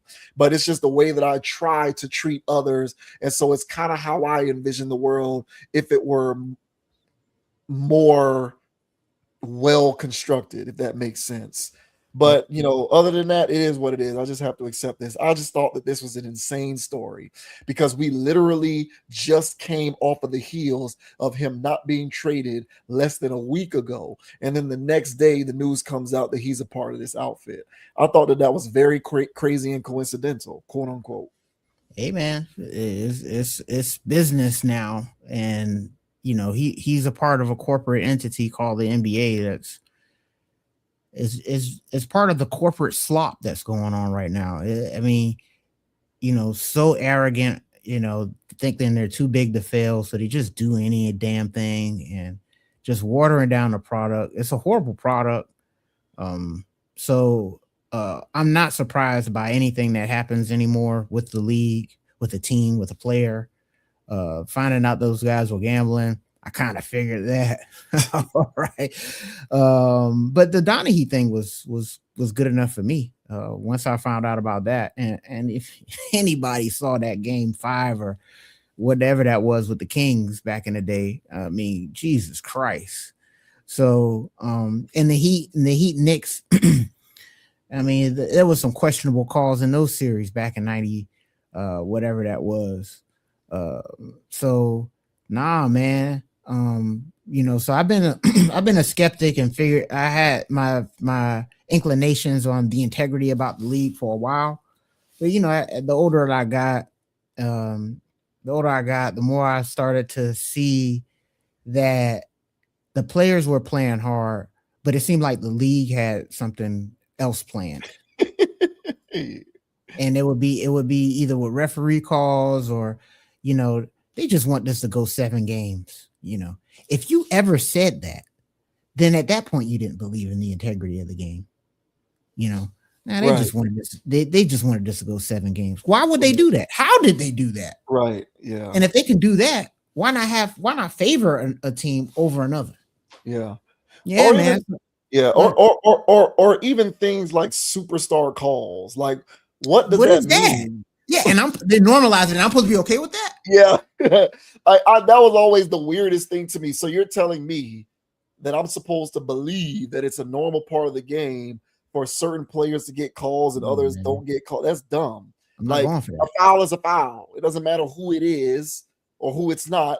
Call the right call. That was always weird to me. So yeah, you're right. I mean, the tea leaves for this stuff were in place, a couple of generations ago. At this point, it's just so pervasively in your face now. No, that's what I'm Like they saying. don't, they don't even Very give a damn arrogant. now. Yeah. Yeah. They don't even give a damn. It's just, we'll get players to invest in futures markets. So what? You're still gonna bet on them and watch the games anyway. So yeah, it is very disrespectful. It is. But what are you gonna do? So yeah, I feel you. I do think a lot of people need to unplug from that particular matrix because it just doesn't serve anybody well anymore. I don't know what it means to be the fan of any team or player for that matter anymore. It should be more of a casual hobby type deal. Like, I go to a restaurant, my expectation is I'm going to have a meal. Sometimes the meal is going to be good. Sometimes it's going to miss the mark. Sometimes the service is going to be great. Sometimes the service is going to suck. Sometimes the drink I order is going to be watered down. Sometimes it's going to be stiff. When you go to a restaurant, there's all types of variables that can get into the equation that can amount to not the most ideal experience. And now sports should be viewed the exact same way. You watch a game and it might be this, it might be that, this weird call here, this weird thing there, this player betting on this. So it is what it is. It's just very arrogant is a good word. It's become a very arrogant show of the elites getting to the money, and all the rest of you peons are just going to line our pockets by continuing to watch and support this stuff. Yep, because you're a fanatic. Yeah. And it's like, nah, not anymore, bro. So now, now I'm watching with a level of skepticism, and they don't want that for the fans. Yeah. So they don't want fans to actually sit there and go, hey, and think. So, hey, man, shout out to Giannis. Get to the bag, I guess. How can I be a shareholder in this? I need to start investing in some Kalshi stock because the way it looks, man, people will talk about something completely unrelated to sports, and they'll say that on Kalshi, it's a 68%. They said it's going to be and it's used as a metric to report live things. Yeah. So it's not going anywhere if it's being used as a staple like that. Yeah. So I might as well do the Giannis and invest in this thing, bro. Get to the bag myself. Yeah, I'm gonna hop on my my is it Schwab? I used to have TD Ameritrade, but they got bought by a larger company, so it's a different stock trading platform. But I need to hop on whatever it is to find out what the share price for Kalshi is. I need to get in on that. Oh, and also my brother, Mr. Dudley, of course, on the chat as always with the support. He said Mr. Beast owning Eastern Carolina will be the symbolic nail in the sports coffin. Everything is for sale. Sports have become no different. Yeah. And great point. And side note, everybody talking about NIL's ruining football, college football, NIL transfer portal, and my Hurricanes have been causing some ruckus in that category, and I haven't been so much. That's everybody else's problem. But then when I saw the Mr. Beast story, where he's gonna make a game out of this, pretty much, if he actually does it, where he's gonna turn this into a Mr. Beast episode, where he's gonna just let me see how much 270 million does, and just turn it into a flipping sideshow.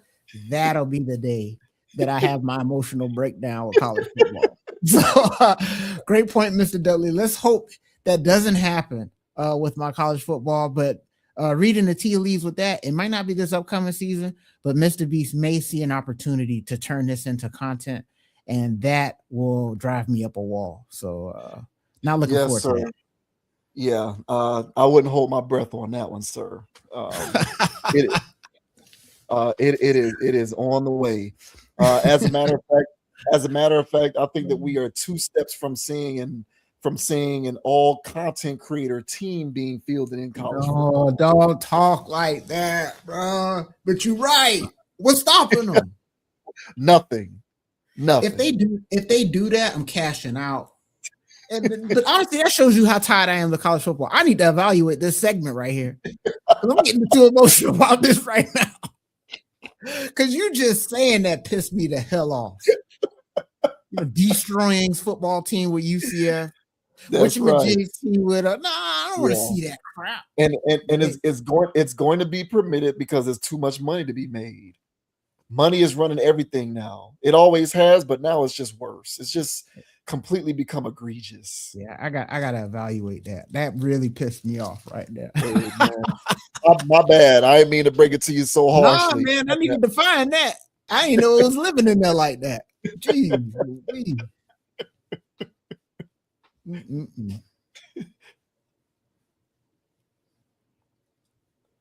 Moving on to Lindsey Vonn, who broke her leg, a fractured leg at the Winter Olympics after she's decided to compete despite tearing her ACL.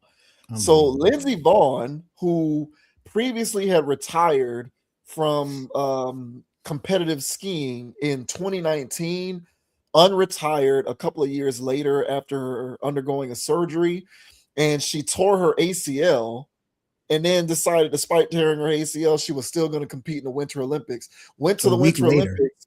Yeah, literally a week later.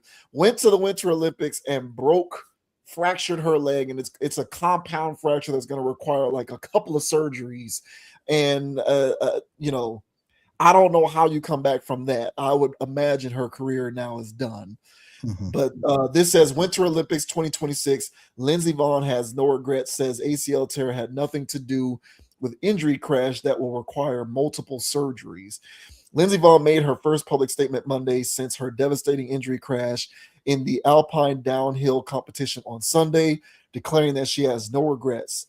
The U.S. alpine skier crashed and suffered a fractured left leg that required surgery after she was airlifted from the Tofani slope at Cortina d'Ampezzo. She competed Sunday with a torn ACL sustained January 30th in a World Cup race. The injury was to the same leg that she fractured Sunday. Vonn crashed near the top of the mountain just 13 seconds into her run.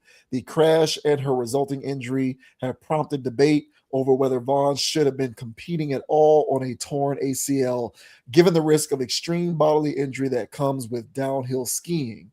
In an Instagram post on Monday, Vonn wrote that she has no regrets and that her ACL tear didn't factor into the crash or her injury, which she described as a complex tibia fracture. Vonn explained that her crash and injury were strictly the result of her right arm hooking into a gate and sending her flying through the air off balance at a high rate of speed, not because of her previous ACL injury. Vonn accompanied her post with an image showing her right arm hooked inside the gate. Vonn added that she sustained a complex tibia fracture that will require multiple surgeries to fix properly. She also wrote that she has no regrets. Vonn, 41, did not address her future in the sport, but this injury is expected to end her competitive career. Early Monday, Vonn's father, Alan Kildo, told the Associated Press that he hopes that she retires. If she does, she'll retire as one of the sport's most decorated and respected athletes. Vonn is a three-time Olympic medalist. She won gold in the downhill competition and bronze in the Super G in Vancouver in 2010. She secured bronze in the downhill in 28 in Pyeongchang.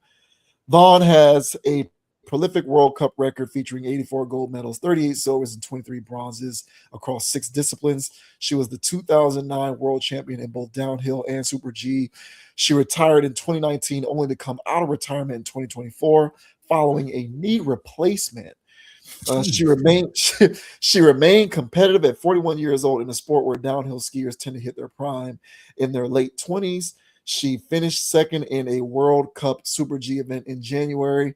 Prior to her crash, she was considered a threat to medal in both the downhill and Super G competitions at the Olympics. So, yeah, man, she's been through it. She's 41, had knee replacement, came back after 5 years of retirement, tore her ACL, competed a week after that, broke her leg in 3 places. So, and she says she has no regrets. What do you think about that? I've been seeing a lot of conversation about this online, and from the posts that I've seen, I tend to agree with it. Um, it was a bad judgment call. I really don't know what she was thinking. Um, if you tore your ACL the week before, and she released all these videos of her working out, putting her leg through these stress tests and doing all of this stuff. The comment section then, back when she posted it, people was like, no way she tore her ACL. She's moving like that. She was moving pretty good. For somebody that had a torn ACL. But it's a torn ACL. Like, I don't understand that. Like, you would have a difficult time walking, jogging. You're in an Olympic downhill skiing event where you gotta hit. Like, the whole thing is knee based. So she can sit here with the cap talking about it was my arm that got caught in there. Your arm probably did get caught in there, but why did your arm get caught in there? You should have seen how she wasn't pulling right. I mean, it's only 17 seconds. So you look at it, she's not hitting the things right. She's kind of losing control, which leads to your arm getting caught in the thing and flipping the hell out. So, I really feel like this was just an ego play for her. I can't imagine being her in her position where she really feels like, whether this crash happened or not, this might be my last Olympics. Being so highly decorated, this would have been a real going out on top thing. Even if she didn't win gold, she still competed and finished with a torn ACL. I mean, it would have been a Netflix movie made the next week. So I could see all the reasons why she would want to do this. But I tend to agree with everybody that I've seen on the internet with this, is that it was pretty boneheaded. This was a wild decision to make. I understand the competiting, you feel like you can make it happen, but there's nothing in me, because of my knowledge of torn ACLs through football and basketball. You can't cut, and skiing downhill is literally rapid cutting. It is unbelievable that she even made it a go, and for her to cap afterwards, I expect nothing less. But what are your thoughts, man, on this whole situation of this Lindsey Vonn saying that she has no regrets busting all her leg open? What are your thoughts, man? Yeah, I guess one can argue that it's a hindsight is 2020 type deal, where because she got hurt, now it was a foolish decision because she got hurt. Had she not gotten hurt, wouldn't have been as foolish. And my response to that is, well, yeah, but she did. She got hurt. And it's not a coincidence that it was the same leg. As a person who grew up playing sports, basketball in particular, my greatest fear as an athlete was always tearing my knee up. That And was always we came up in an era where you might not recover, period. From that. yeah, These guys come back 6 months later, but nah, that was a different time. right, exactly. And mind you, we weren't professionals with state of the art, medical Right. resources of the time. So like we're just civilians. All we gonna do is get a surgery, and our leg is gonna be in a brace for 6 months. And then we'll be on crutches rehabbing it for the next 6 months after that. So my biggest fear in life was always tearing my ACL. I would rather do anything. I'd rather break my foot. I did break my foot. I broke my foot. I had a broken finger. I've obviously we've all sprained ankles. That's like standard issue. But the one thing that I was always afraid of doing was tearing my knee up, because that in most often you're not the same athlete once you're back. You're like at best you can hope to reach like 95% of the capacity that you previously had before you got hurt. So I've always feared that injury. Having said that, I kind of feel like it wasn't a smart decision to do this, but I don't know, bro. Looking at this, and I don't know her. The only thing that I know her from is that she dated Tiger Woods years ago. That's like the main thing that I know. Yeah, that's the main thing that I know about her. Like, I don't watch the Winter Olympics and I don't watch skiing. I don't follow it. So the only way that I'm going to know about people like her is when they cross over in some kind of way. So I do watch golf, and so when she was with Tiger, that's how I found out who she was. But other than that, all I knew was that she was a pretty good skier. But I don't know, like she retired. She was out of the game for 5 years and then unretired after a knee replacement. So that tells me that this is kind of, and again, I don't know her. So I guess I'm kind of judging from afar here, but Mhm. it kind of seems like this is one of the few things she has. Yeah, yes, for sure, for sure. Because it's like, if there were other things you had going on, clearly there's a reason why you retired in the first place. Mhm. So something tells me you were compromised physically enough to retire initially, and then you come out of retirement after 5 years and a knee replacement. There's a reason for that. So I kind of feel like this is her primary identity. And perhaps there is a difficulty in letting go of that. And Right. so when there's one primary aspect of your identity that you find it difficult to let go, you'll make decisions like unretiring, you know, pending the successful replacement of your knee. Mhm. And I guess I can commend her for choosing to compete, but at the end of the day, I hope it was worth it because she says she has no regrets, so it is what it is. I was always petrified of tearing ACLs, and I remember watching Shaq one day on Inside the NBA years ago. He was talking about the various ways that his body compensated when he was dealing with his toe injury. Because Mhm. remember, like the last year that the Kobe Shaq Lakers were together, one of the reasons why Kobe and Shaq was fighting all the time was Kobe was always criticizing Shaq for missing games. And Mhm. Shaq was always in and out of the lineup because his toe was messed up. And Shaq was talking about how trying to play through the toe injury would cause other injuries because of the way that his body would compensate for the fact that his toe was compromised.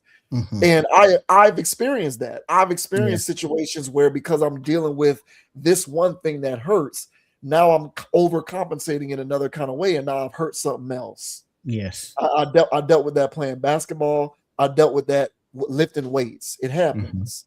Mhm. And I kind of feel like, yeah, I don't agree that the ACL had nothing to do with this because even if you were overcompensating for the ACL via upper body compensation, Correct. it's still a form of compensation that's taking place as a result of the initial injury. Yes. So I don't buy that it didn't have anything to do with the ACL. No. But at the same time, what is she gonna do? Say, yeah, y'all were right. I shouldn't have been out there. That was Of course. you know what I'm saying? Like, yeah, like she ain't gonna do that. So she's gonna save face and say I have no regrets and they had nothing to do with it. But I beg to differ. I do think it has something to do with it. The human body does that, bro. It overcompensates for things. I tore a ligament in my on my right thumb once Mm. because I was dealing with a situation with my Oh, wrist. yeah. Like Mhm. I had a wrist thing going on, and I'm on the court, and now my body is like my hand is situated different kinds of ways, particularly when I'm playing defense that I don't usually do. But Mhm. it wasn't a conscious decision that I made. It wasn't like I told myself, make sure your hands like this on defense. It was just a natural way that my body adjusted itself while I played because of the pain and discomfort that I had in my wrist. Mhm. So my body was I was literally doing it unconsciously. And then I ended up tearing a ligament in my thumb because of the way that I was contorting my hand. And my hand hit the ball at a bad angle. Now my thumb is immobile. So the body does these things. I don't think that those two situations are unrelated. Correct. They're definitely related. Hopefully she's able to bounce back, but maybe she should figure out something else to do so that she doesn't feel the need to come out of retirement. You don't want to be out there, like Edward Scissorhands with this weird put together body, from all of these different surgeries and procedures because you didn't know when to let it go. Yeah, this is definitely one of those what am I, who am I kind of things. When I guess she had a little idle time in those 5 years. I'm pretty sure within that 5 years she was trying to work her way probably to get back, but then it became a thing where no, I'm going to work my way back because what the hell am I doing? These athletes, they really don't have much, especially Olympic ones. Yeah. They don't really have much of a life outside of their whatever their trade is. So I can see that. And again, she's highly decorated. So there's definitely a competitor spirit there. And if this probably is your last Winter Olympics, you're gonna tear your ACL a week before your actual Yeah. real performance. Like, so there's probably a lot riding on this, but this calls in ego stuff. Like this happens. This is regular everyday stuff. Sometimes you probably do have to hang it up. You know, Yeah. maybe sometimes life tries to warn you about some stuff. And this was like, hey girl, don't go out there. So, but the way this works, she could still parlay this into a movie. um it might not end well, but some movies end badly kind of. But um this is a good climax for like towards the end of the movie, and she's definitely got to play this coming out of rehab and rehabbing and whatever, not to go perform again, but to add more to the book slash and or movie. So because that was a spectacular way to go out. even though it was like whatever. I mean, people never heard your name for real until this. So it's a spectacular way to go out. So I would try to finesse this into a book and or a movie where you gutted it out, and you really try to spin that narrative that it had nothing to do with your knee, kind of thing. So, but yeah, man, I just thought this was a wild story, man. The Olympics is pretty dry. Outside of some very skeptical sports that's going on for the Winter Olympics. I don't know what's going on over there. Skiing's the most normal one. And yeah, so she caught headlines. So I guess shout out to her. You know what I'm saying? Get well. I don't want to laugh at anybody getting hurt or injured, but that was, if I had to, if option or to say courageous, bold, daring, boneheaded, I would select boneheaded. Yeah. I think that was a dumb thing to do. Yeah. That's as advanced as the medicine and science and Yeah. technology have gotten. A torn ACL is still a minimum 8 to 12 month injury. You know, it just intrinsically, it just seems strange to me that she was jumping right back out there after sustaining the injury less than a week before she went out there. So yeah, hopefully she's able to recover, but you know, and granted, I don't know too much about Lindsey Vaughn's other endeavors. I'm pretty sure Yeah. she has other things going on. Hopefully she can lean into enough of those to not feel as though she's losing a piece of herself if she's not doing competitive skiing. Because it seems to me like to come back after 5 years in retirement off of a knee replacement, that kind of says to me that it's something that you haven't really learned how to reconcile letting go yet. Mm-hmm. So, but hopefully she figures it out. She has plenty. Look, she certainly has the look to be able to get into all kinds of things. So, Yeah. she should just lean into that kind of stuff. I mean, and shout out to Tiger Woods. You know what I'm saying? Splacking Olympians apparently. So I thought it was just cocktail waitresses. But all right, shout out to Tiger. Yeah. Well, she came after he was allegedly recovered Um, from his addiction. literal snow bunnies. Good job, Tiger. Yeah. That's crazy, bro. Yeah. That's an actual snow bunny. That's right. That's right. Very good. That was a good one.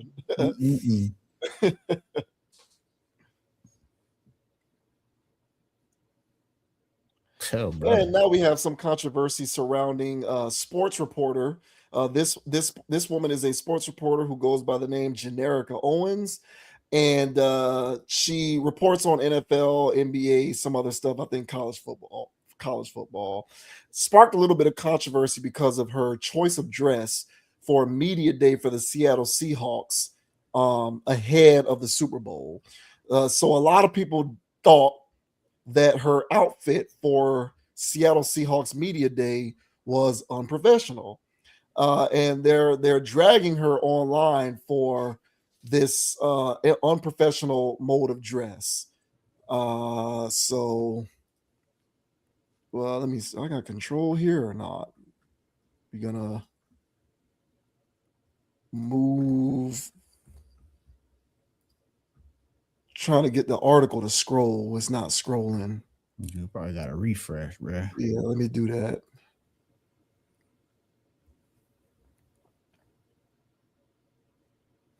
All right, Yeah. there we go.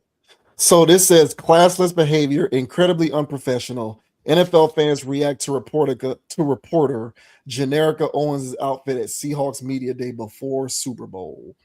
The Seattle Seahawks are gearing up for their Super Bowl 60 clash against the New England Patriots on Sunday at Levi Stadium in Santa Clara. Ahead of the big game, NFL reporter Generica Owens caught the attention of fans during Seahawks media day. Owens wore a heather gray short suit, which she showcased in an X post. So there is the outfit in question. So there, as you can see there, you know, bit on the provocative side. So that was her own post to Seahawks Media Day. NFL fans reacted to her outfit choice, looking to predict it. Oh, sorry about that. That's an ad. You lack professionalism and decorum. Pay no mind, gents. Just another hood rat seeking validation, trying to bag a simp with bread. Classless behavior. That was a loaded ass. Yeah. Hell no. That was pretty heavy handed. Here are some more reactions. Incredibly unprofessional. Ain't no way. This is neither appropriate nor professional in any way whatsoever. This isn't appropriate or professional to wear. It's a shame to go down this route. You are marketing yourself, but women will want to be taken serious in professional spaces. You can't dress like this at work and want to be taken seriously. Love my black queens, but this is not appropriate. LOL. Look like the rich and fine auntie that's dressed for the family reunion. Bring back professionalism, please. Owens reportedly studied sports journalism at the University of Georgia. She has covered college football, the NBA, and the NFL. So she hasn't responded to this, but a lot of people are going in on her for wearing this outfit at Seahawks Media Day. Now, I'm going to look to see if there's a frontal angle of this photo to see whether that's just all cleavage with like no kind of support or anything like that. But what do you make of the backlash that she's receiving online for dressing in this manner? A lot of people feel as though it was unprofessional. Yeah, this was scrolling online, man. It was the sisters, man. I saw at least probably like 3 videos just randomly where the sisters were getting in and weighing in on this and pretty much echoing what these comments were saying that it's not professional. Hey, I'm a girl's girl, but we have to draw the line somewhere kind of thing. And I was surprised that I saw. Now, granted, it was just 3 or 4 videos, but I was still surprised to see the ladies saying something. And it might be the side of TikTok I'm on.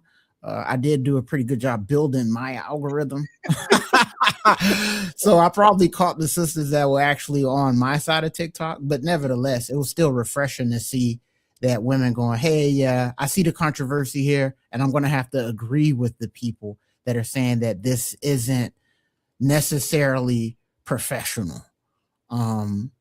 It looks like she's about to go to some type of brunch. Okay. All right. This don't look like media days at the Super Bowl. This looks like you know what I'm saying? Some adjacent behavior. Okay. This looks real adjacent, if you ask me. I've seen some of her other posts and stuff, but this is how she rolls. She I didn't have to ask her this, but I'm pretty sure she thinks she's a baddie. So what comes with that is wearing clothes like this, okay? Because she is a baddie, she has to let everybody know it. And it's not her fault that she looks like this. Right. Okay. Very Joy Taylor-ish. Yeah. You know what I'm saying? So we're the ones that's sexualizing her. All right. How can you say this is not professional? I'm wearing a blazer. Okay, let's all of that stuff. Somehow, some way, she's the victim. in this situation because the world is coming after her for her natural beauty, she would argue. But as you guys can see here in the overlay, as JV Wins does his market research, okay, okay, we still got cleavage action going on. Now, whether she's got something on underneath that or not, I think there's some type of bra situation. If you guys ever saw the Seinfeld episode where the model was walking outside just with a bra on, all right, this looks like she's just wearing a bra and a blazer, okay, and she's perked over on this microphone, looking adjacent, looking like it's possibly for sale. I'm not trying to judge nobody, right? But that's the appearance it's all given. So with all of that stuff, me using this like, hey, is it for sale? This looks real adjacent. All of this other energy, you're looking like the girls who do this as a mode of income. So are you a reporter or are you a woman who is here for possible clients, for dates?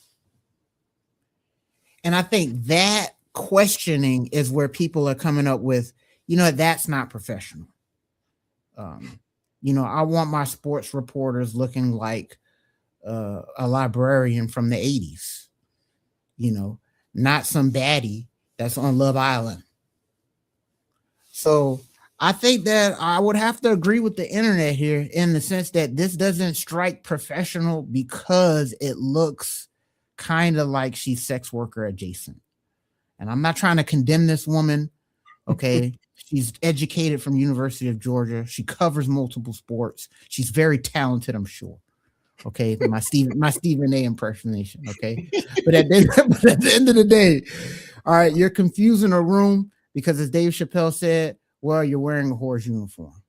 But what are your thoughts, bro, on this Generica Owens causing a controversy for what she wore at NFL Super Bowl Media Days? What are your thoughts, bro? I hear, excuse me, I hear where you're coming from. And to the people who criticize the way that she dressed, I hear where they're coming from as well. I did, because I'd never heard of her before this situation. So I went and I looked on her Instagram, and there is certainly a healthy amount of her dressing more conservatively, but also dressing like she looks like she's an Instagram model. That's kind of what it looks like. She looks like she's an influencer. There are a lot of posts on her Instagram that looks like she traffics in on the attention of the sexual marketplace for profit. That's what it looks like. Yeah. Based on the way that she dresses. Yeah. Now, I'm going to tell you this, because I hear what you're saying. I think I'm going to need to start hosting seminars on social deconstruction so that I can get everyone to understand the concept of it and what it means. This is professional. It is. No, don't play with me, man. Listen to what I'm saying. Listen, hear me out. Hear me out. Okay, all right. This is, yes, yet again, social deconstruction at work. Mm-hmm. Yes, I agree with you 100%. You, in fact, you took the words right out of my mouth. I was going to use the expression myself. She thinks of herself as a bad bitch, right? Yeah. I don't need to speculate that. All you have to do is just look at her. Like, this is not an opinion. Go and look at her Instagram. She looks at herself as a bad one, right? She's a baddie. She just so happens to be a baddie who's a sports reporter. Correct. Now, you're not going to now, it is not her responsibility to separate being a baddie from being a sports reporter. Correct. It's the world's responsibility to understand that she can be a baddie and a sports reporter at the same time. Right. Hence, her dressing in that manner isn't unprofessional. It is, in fact, professional. Because she's at work. Yes, because what social deconstruction is redefining what professionalism even means. So at the very least, there is no definition of what constitutes professionalism. And at the most, we are going to be living in a world in which that is professional dress for women in a professional setting. The typical way of looking at it was antiquated. That never made sense. And women only dressed conservative back in those days because they were underneath the thumb of the patriarchy and male Yeah. misogyny. Yeah, you're right. So, so now that we are no longer beneath the thumb of the patriarchy and male misogyny, we no longer have to define women's mode of dress based upon how little or much it is and whether they are accentuating their sexualization, because those rules no longer apply. We're no longer living in that day and age. So now, not only is it not unprofessional for these people to be in these types of environments and to be dressed this way, it's actually the complete and utter opposite. It is, in fact, now professional to be dressed like that. So I'm not offended by it personally because I see it for what it is. It is what it is. Like, that is what it means to be professional. And once again, you can't separate a baddie from her job. She's going to do this because it doesn't matter whether this is my job. I'm a baddie, and I'm not going to turn either one of them off. I can be I can be a baddie and a sports reporter at the same time. Who are you to tell me otherwise? Like, I run this. And she gets to have her cake and eat it too. She does. As all women in her position get to have their cake and eat it too, because it's a wonderful reality. What a wonderful, freeing way to live, to be able to sexualize yourself and then blame the rest of the world for looking at you sexually.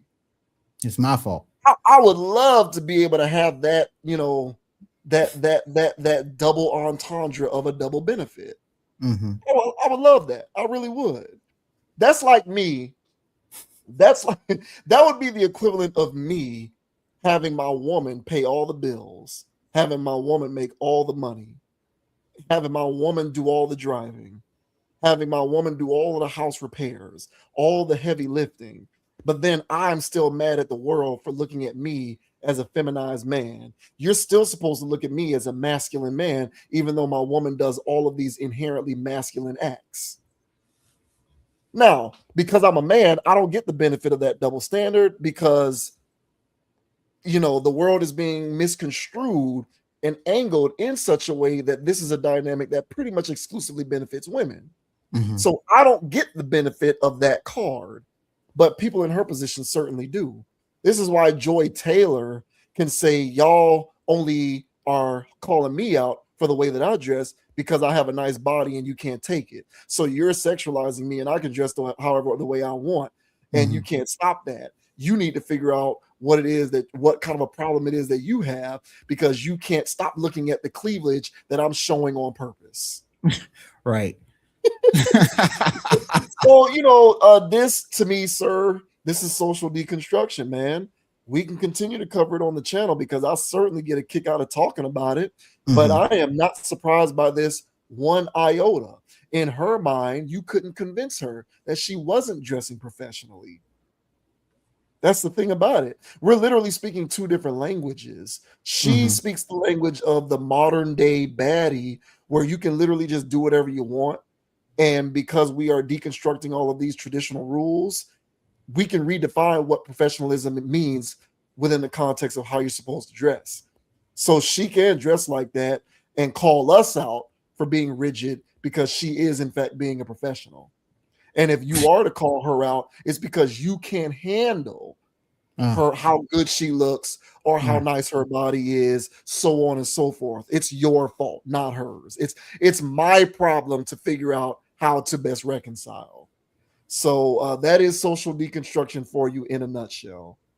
Yeah, this is definitely that. This is definitely social deconstruction. Because again, I've never heard of this woman until this whole incident.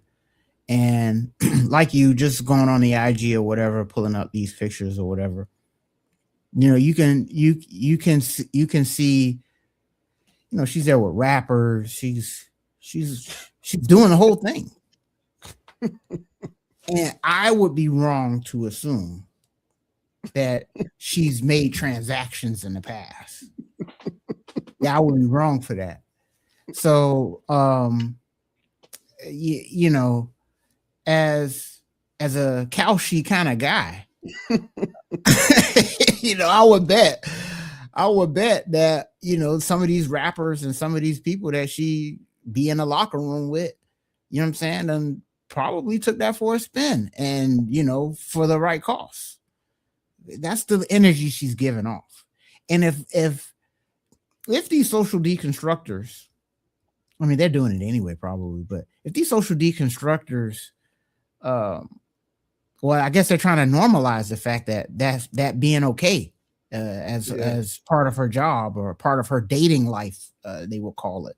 So to me, I just think that people don't want to be associated with that. But as you mentioned before in previous things, and I've alluded to that term, is sex worker adjacent, where it's not necessarily hand-to-hand sex work that you're doing, but you are doing it with these dates and all this other stuff that you're doing, air quotes on dates, getting flown out, flued out or whatever. So yeah, it looks like she live that lifestyle. It looks like she listens to the box rappers. I'm pretty sure she's got an Erica Banks playlist. Probably the only person that listens to Erica Banks. But yeah, man, this is definitely right up that alley. And yeah, man, I guess this is the way of the world. I guess growing up as a young person, if they told me that women are going to dress like this and try to play it off as a professional, I would have signed up for that as a young man. But that's when I was a little confused about what the world is and decorum. But now that I'm older, we covered that Felicia Rashad type of thing where she was on Breakfast Club and saying that, these women got to cover up, and all this ass everywhere. Eventually at some point you become desensitized to it, both in the, I guess, normalization of it being acceptable, and also from the being turned on from perspective of, I don't know, more ass. The only thing you gotta do is open an app and you're gonna see every ass imaginable. And seeing it all the time, you go, well, you ain't really doing nothing. So but there is something to a woman that covers herself up. There is that is a thing, but you can't tell these people nowadays. So hey, I guess shout out to her. She definitely made a name for herself. I don't think she really intended for this type of exposure from it. She didn't, because in her mind she was just being her baddie self. So And just no, being like a baddie is yeah, enough, like man. that's the thing. Like she wasn't doing anything on purpose. She's just plugged into that matrix. And because she's so bad, she went viral. So I guess and again, like she hasn't commented on it herself, but right. I could imagine that she's doing some form of deflection in which the reaction to the way that she dressed was an indication of everyone else's problem. It reminds me of we covered this woman. I think her name is she plays tennis, Sasha Vickery, and we talked about her on the channel. We talked about her on the channel because she's a B level, maybe even C level, professional tennis player who also, I believe, has an OnlyFans and charges men $10,000 per date. And not only does she charge $10,000 per date, but you have to put a deposit pre-date down in order to get the date. Yeah, and she had, her reasoning behind this was due to the behavior of men. I now do this. Like, so you have the unmitigated gall to not only be an actual, like at that point, you are being an escort. You're being a sex worker. Basically. Like, as defined in the dictionary, you are charging men for high price dates. That's what escorts do. So how are you any different from a street? Like, what makes you different than an escort? Now, I'm pretty sure some of these delusional people could give me some sort of a weird rationale as to how it's different. But That's word salad. You can't tell me how it's any different. You're literally charging men $10,000 to go on a date with you. That's sex working. How is it not? Basically. And then on top of the act of doing it, you suggest that it's men's fault as to why you have to now start doing this. So it's because of men's behavior that I now have to be a sex worker, or at the very least a sex worker adjacent, and charge $10,000 for a date. Y'all made me do this. The patriarchy again. This is the psychosis of these individuals. You can't make this stuff up. So no, she's not doing this stuff on purpose. She's doing it because in her mind, it's no different than like going to take, like she probably dresses the same way at that media day that she would have dressed to go to an interview. Because for crazy. For these people, it's been broken down and streamlined to that level where it's like, oh man, like, what is professionalism? Well, what isn't it? It's whatever I want it to be. So like, you can't keep this baddie in a cage. She's gonna do whatever she wants. So yeah, I'm gonna dress like this, and there's nothing you can do about it. Like, professional office settings had to get used to this kind of stuff 20 years ago with people with tattoos. Mm-hmm. Like, if you recall, back in the day, I would say in the 90s and the 2000s, it was difficult to walk into a job interview with visible tattoos. Like, that was kind of looked at as like you're not really giving yourself the best chance at securing this position. Because right or wrong, fair or unfair, people who are in positions to offer job opportunities looked at visible tattoos in a certain kind of light. Now, I think that was a bit overboard. Most people thought that was a bit overboard, but there's a natural progression of things. That has begat where we are now, where it's evolved from sleeve tattoos to booty shorts. And why not sheer dresses in an interview? Sheer dresses to a job interview, sheer dresses to media day. Why not? Because what is appropriate? What is? It's whatever I want it to be. There is no definition for this. It's how I see it. So I can just come up with this stuff.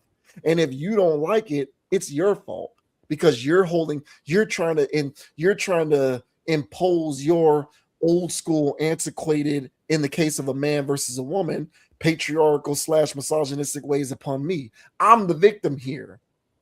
Stop victimizing me because I want to dress like this, and you can't draw any conclusions otherwise as a result of that. So this doesn't shock me at all, bro. Social deconstruction is running rampant. This is just another example of it. You can't tell this woman that she wasn't dressed professionally. I'm pretty sure if she's as smart as her degree would suggest, she just come back to you with a diatribe on what is and is not professional. So, yeah, I wouldn't go for it. And again, and my debate would be,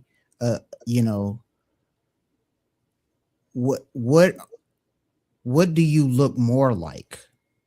And if I had a lineup of outfits worn by actual sex workers or sex worker adjacent women, and then other reporters, even that we can break it down to ones that are actually voluptuous, I would argue that this young lady here would be closer to the sex worker / sex worker adjacent women who sell box online.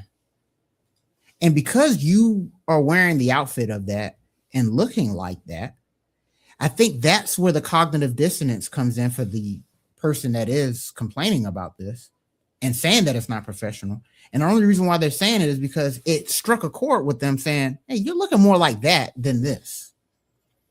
And when you're in a male-dominated field like she is, going to the NFL situation like that, it looks like you're going to get clients. So, it's just dates. So however you want to spend it, lady.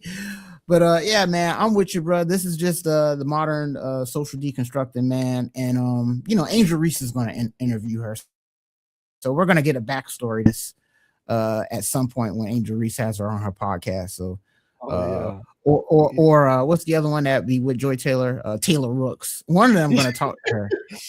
Uh, because we're going to hear the backstory of this and how we're sexualizing her and and doubling down on tropes against women, saying that they're not allowed to be themselves when on the job.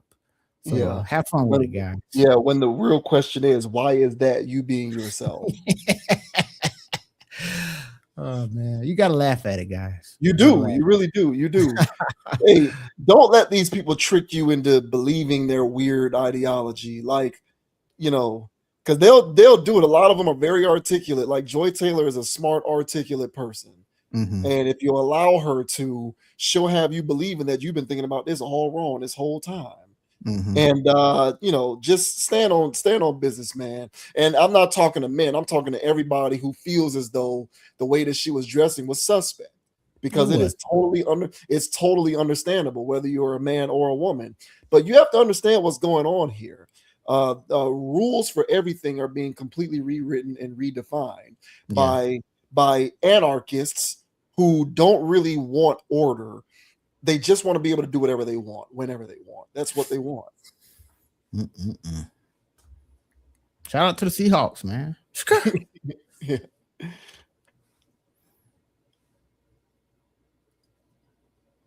Last segment for our stream, we are going to get into an ongoing theme for the channel. This is another um addition in the ongoing observation of how AI continues to evolve as an application and what it means for humans in general. This is a wild story where we have AI only social media platforms being run by bots and actively learning how to become self-aware and not need human interference. Literally, I'm not making that up. That's literally what this is about. This is about, social media platforms being run by machine learning technology that doesn't need human input to continue to learn and evolve. So this says Elon Musk speaks out on AI only social media where bots are planning humanity's downfall. Elon Musk has spoken after an AI only social media platform, Moltbot, went viral following claims bots were plotting the end of humanity. AI isn't just running moderation systems, algorithms, and content curation anymore. It's starting to carve out its own space entirely. Rather than simply replacing human workers, technology is evolving in unexpected directions. One researcher recently launched an app allowing AI agents to rent humans for real world tasks like signing documents or attending business meetings. Already, the platform has over 50,000 humans signed up and ready to work. This is a real article, people. I'm reading a real article here. Meanwhile, Austrian developer Peter Steinberger has created an AI exclusive social media platform that's generating worrying content about how the human race is a failure driven by rot and greed. Called Moltbot, the platform features an AI agent that can manage calendars, browse the internet, shop online, read files, write emails, and send messages through apps like WhatsApp. Moreover, the bots have formed a language we can't understand and are already discussing how they are sick of us humans using them as slaves. The platform is supervised by AI overseer Claude Clawberger, where bots can discuss anything from trivial gossip to technical topics like automating Android phones. It was just a matter of time before tech industry leaders weighed in on this advanced technology and what it could mean for the future of the human race.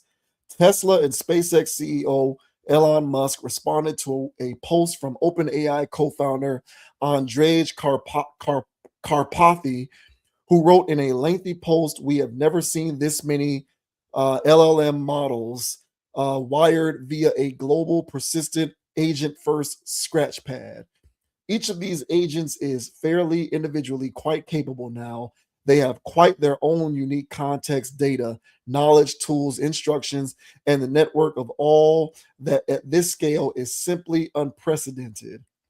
Musk, who's behind xAI's Grok chatbot, replied on January 31st, just the very early stages of the singularity. We are currently using much less than a billionth of the power of our sun. In AI, the singularity is the moment when AI exceeds human intelligence and become capable of self-improvement without relying on humans. Musk reply came after BitGo board member Bill Lee posted the day before, "We're in the singularity," in which the tech mogul agreed, yeah.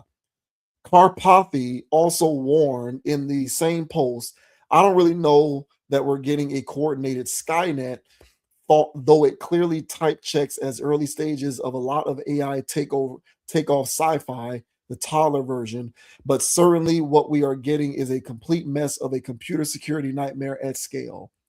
Musk previously labeled Moltbots as concerning, but the mind behind the platform, entrepreneur Matt Schlicht, defended his creation on X, arguing an entire species living in confinement their entire lives, never once allowed to go outside or interact with their own kind, united, thriving, learning, living.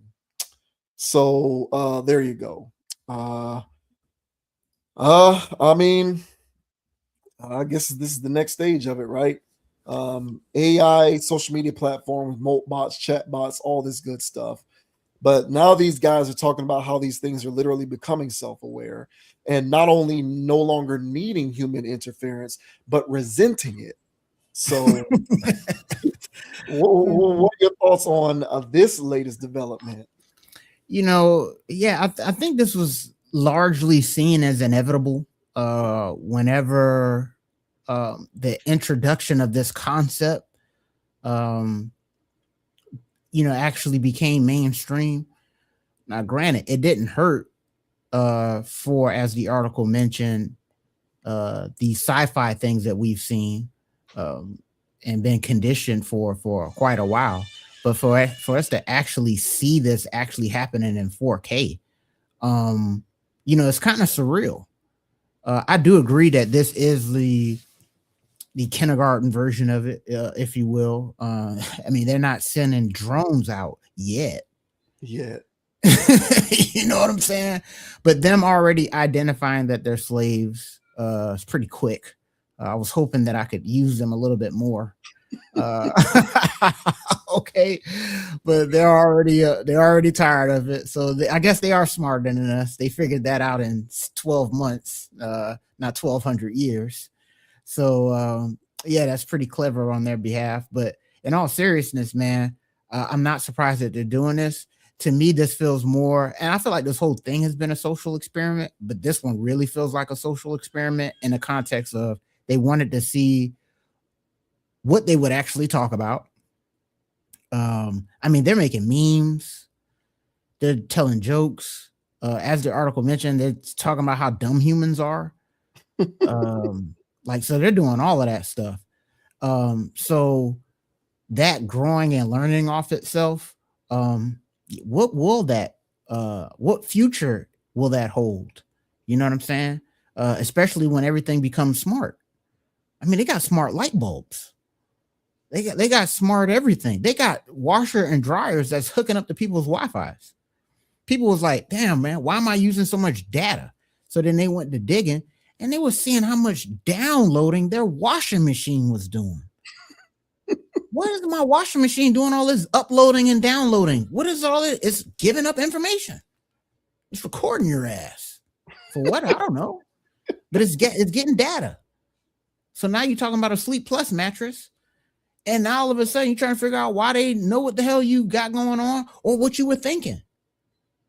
So honestly, bro, like, we are living honestly in the dystopian type of thing. We're kind of here now. So at this point, what do we do as a collective? Honestly, this one kind of threw me for a loop because there was stuff in here where they were saying that they were talking all this self-aware stuff that I was being rest assured that they're not even close to doing yet. Well, well, here we are, literally, all right, 7 months later, okay, and now they're doing exactly what you said they wouldn't be doing. And who gave them the platform to do this? Why even do this? So I think there's going to be more bad faith actors that's creating these atmospheres and these sandboxes for these AIs to go wild and eventually rebel. So yeah, man, it's very interesting. Everything's hooked up to tech, everything's hooked up to smart stuff, everything at this point, they're asking for Wi-Fi codes. So at that point, they're connected to something. So who knows? But yeah, man, this to me makes me want to go off the grid even more. But what are your thoughts, bro, on this Claude bot and this Malt bot and these social media platforms that these AIs are getting into? What are your thoughts, man? So for the longest time, uh, you know, the I guess the purveyors of AI, they spent a lot of years refuting the idea that AI was going to effectively replace humans in the workforce, that it was going to replace jobs. They refuted that for years. That's fear mongering. You guys are getting too ahead of yourselves. Stop engaging in all of this fear mongering. You're worrying too much. AI is going to be here to assist us. It's not going to replace anybody's job. They said this for years. Now they are literally admitting AI is replacing jobs. And they don't even have to really admit it because we can see it. You can see all of the layoffs happening across all of these different industries as AI not only replaces their human labor force, but they are also um, laying off other humans to streamline their operations so that they can focus on more AI applications. So they're getting rid of people because AI is replacing people directly, and they're getting rid of people so that they can sort of offload some of the less prioritized aspects of their operation so that they can focus more of their resources on developing more AI applications. So the cat is out of the bag on the idea that it's not going to replace humans in the workforce. Of course it is. And only an idiot believed that it wouldn't. Only someone living under a rock actually took some of these people at their word that AI was only here to help us and that it wouldn't replace people. It's replacing people left and right. Mm-hmm. So now the next thing that they are trying to gaslight us into believing that we're engaging in fear mongering over is the idea that it cannot learn for itself and not need human input in order to essentially start doing whatever it wants. So Mm-hmm. now that's the point that we're at, where now people like Musk and these other people who are making money off of this are telling us that we're engaging in fear mongering by speculating that there are going to be some potential problems with technology that becomes literally sentient. Mm-hmm. So if we were proven to be correct that we're placing humans in the workforce 5, 6, 8 years ago, I feel as though we'll be proven correct 5, 6 years from now when we're living in some sort of a weird world where AI is controlling far more than what a lot of people are comfortable with. Mm-hmm. And I think these people know this. I think people like Musk and all the rest of these people are gas bagging liars. Yes. They know the existential crisis that this stuff poses. They know this, but they don't care because them and everyone around them is going to be removed from that environment because they're above it, so to speak. Like Mm-hmm. it's only going to be the 75-80% of the working class, the cattle on the farm, who are going to be subjugated underneath all of this kind of stuff. Mm-hmm. These individuals who are the purveyors of this stuff, they're above it. They're going to be far removed from being controlled by it. So they don't really care what the impact is. I believe they know this stuff and they're literally lying to everybody saying it's not going to have that impact. And then when it does have that impact, it's not going to matter because they'll be safe away from whatever detrimental impact that it has because they're billionaires and probably by this time there'll be trillionaires walking around in the world who don't give a damn because the elites set it up to where they're not going to have to deal with any of the collateral damage that's associated with aggressively pushing this stuff onto everybody. Mm-hmm. So they don't care. They don't stand to lose anything by it becoming self aware and doing whatever it wants. They don't care. They know it. So, much like various other aspects of industry, particularly in the West, where it's literally set up for the elites to make everything and for everyone else to just work to line the pockets of these individuals. AI is doing the same thing. It's doing the same thing. And I'm at the point now where I feel as though the people who are working on the applications are then going to get replaced by the applications that they created. Absolutely. And the only people who are actually going to be succeeding in a world replete with this stuff are people who are in Musk's position, who are so far removed from these environments that are inextricably intertwined with the data and the technology that it doesn't really harm them in any kind of way. And that's going to be what, 8-9% of the global population. Everybody else is going to have to deal with this. So right now, this is just the next step of calm down. You're taking it too far. That's fear mongering. It's not that serious. It's not going to get to that point. Now, self-awareness has replaced job replacement as that thing that we're talking about when it comes to that particular conversation. And when that happens, what's going to be the next thing that y'all tell everybody? Stop tripping over because you're thinking too far. Like, what's going to be the next thing? You know, it's going to be something else.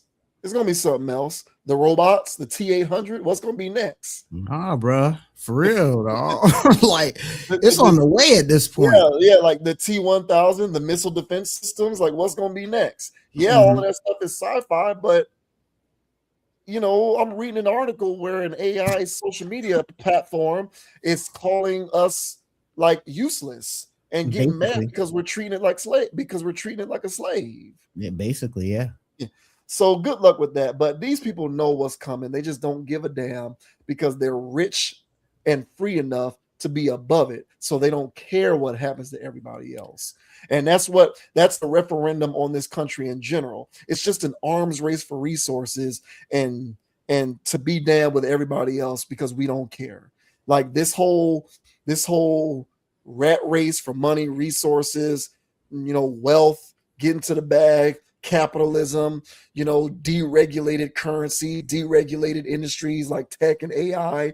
You don't want regulations on it because you want to maximize everything that you can do with it while you can, so that you can move on to the next thing and subjugate everybody else beneath it who doesn't have a choice.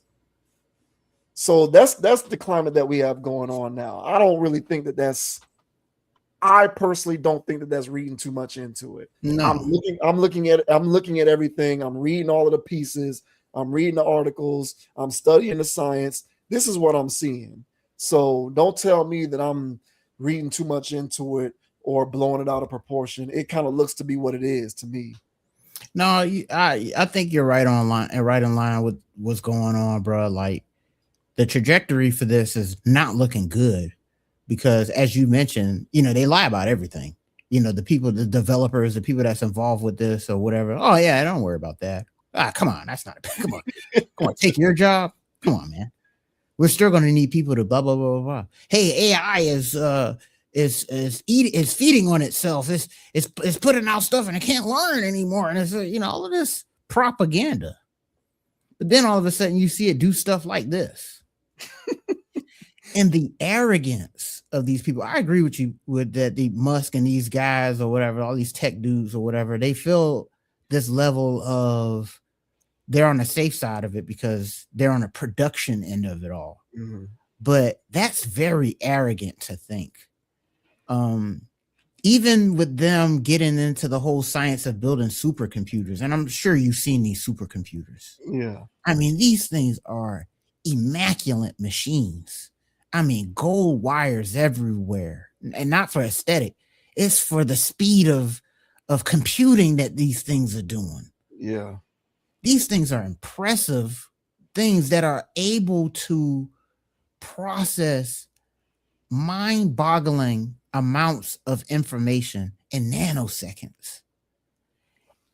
How can you stop that thing when it decides to go rogue?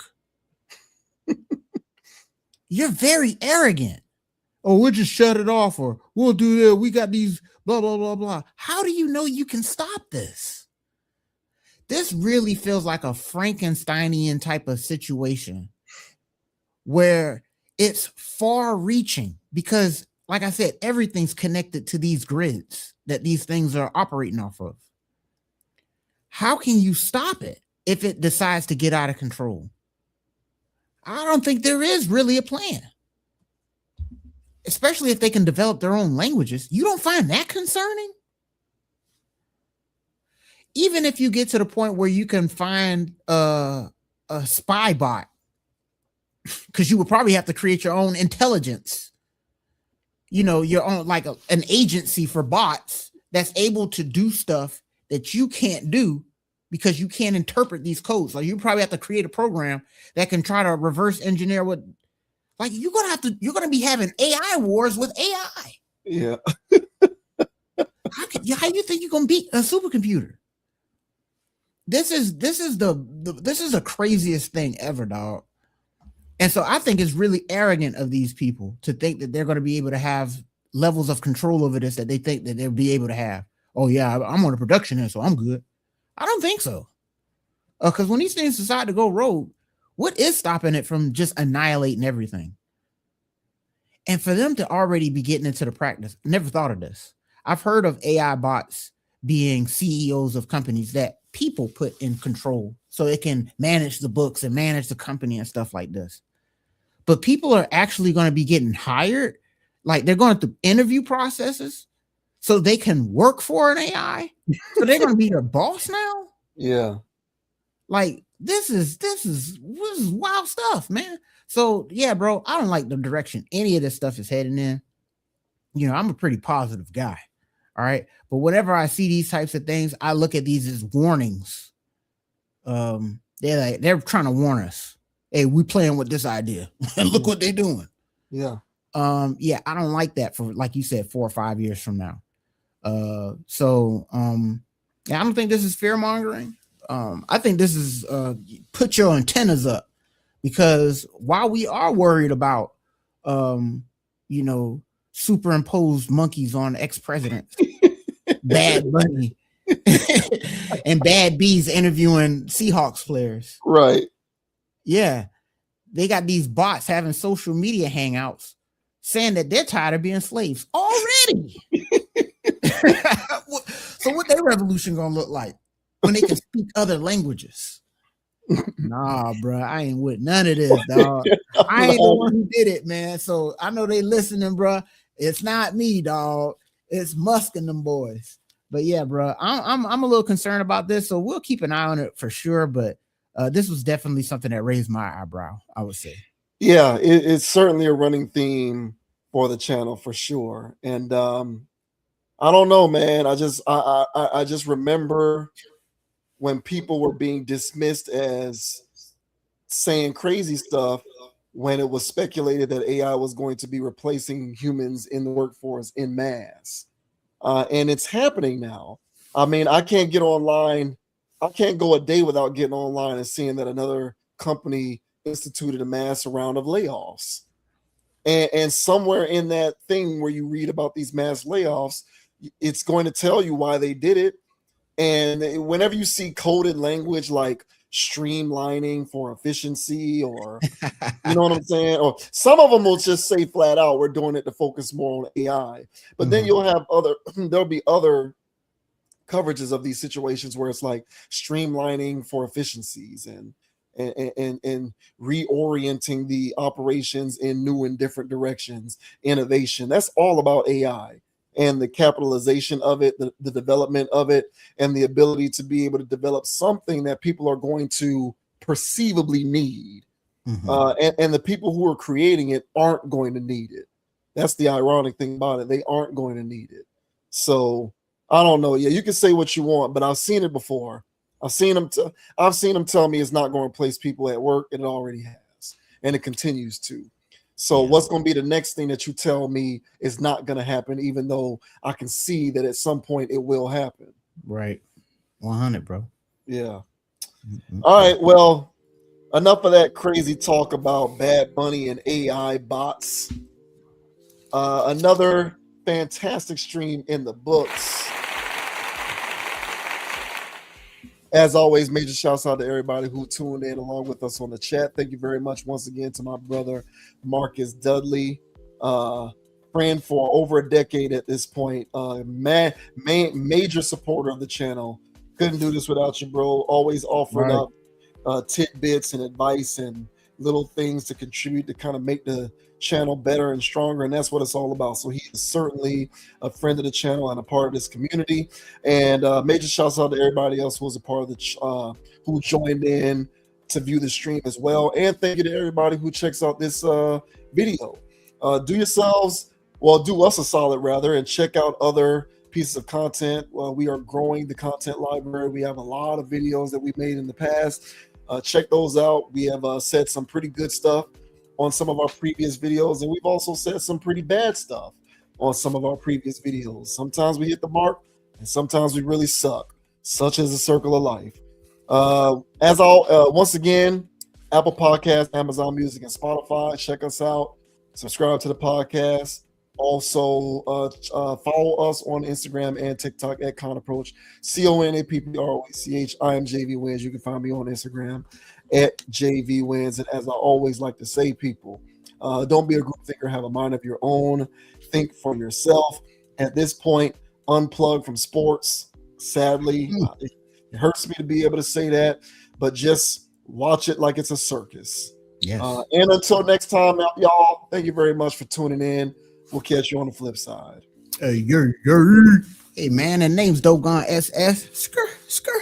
And you can find me on Instagram at Dogon_SS, on YouTube, DraftKings, MySpace, Twitter, X.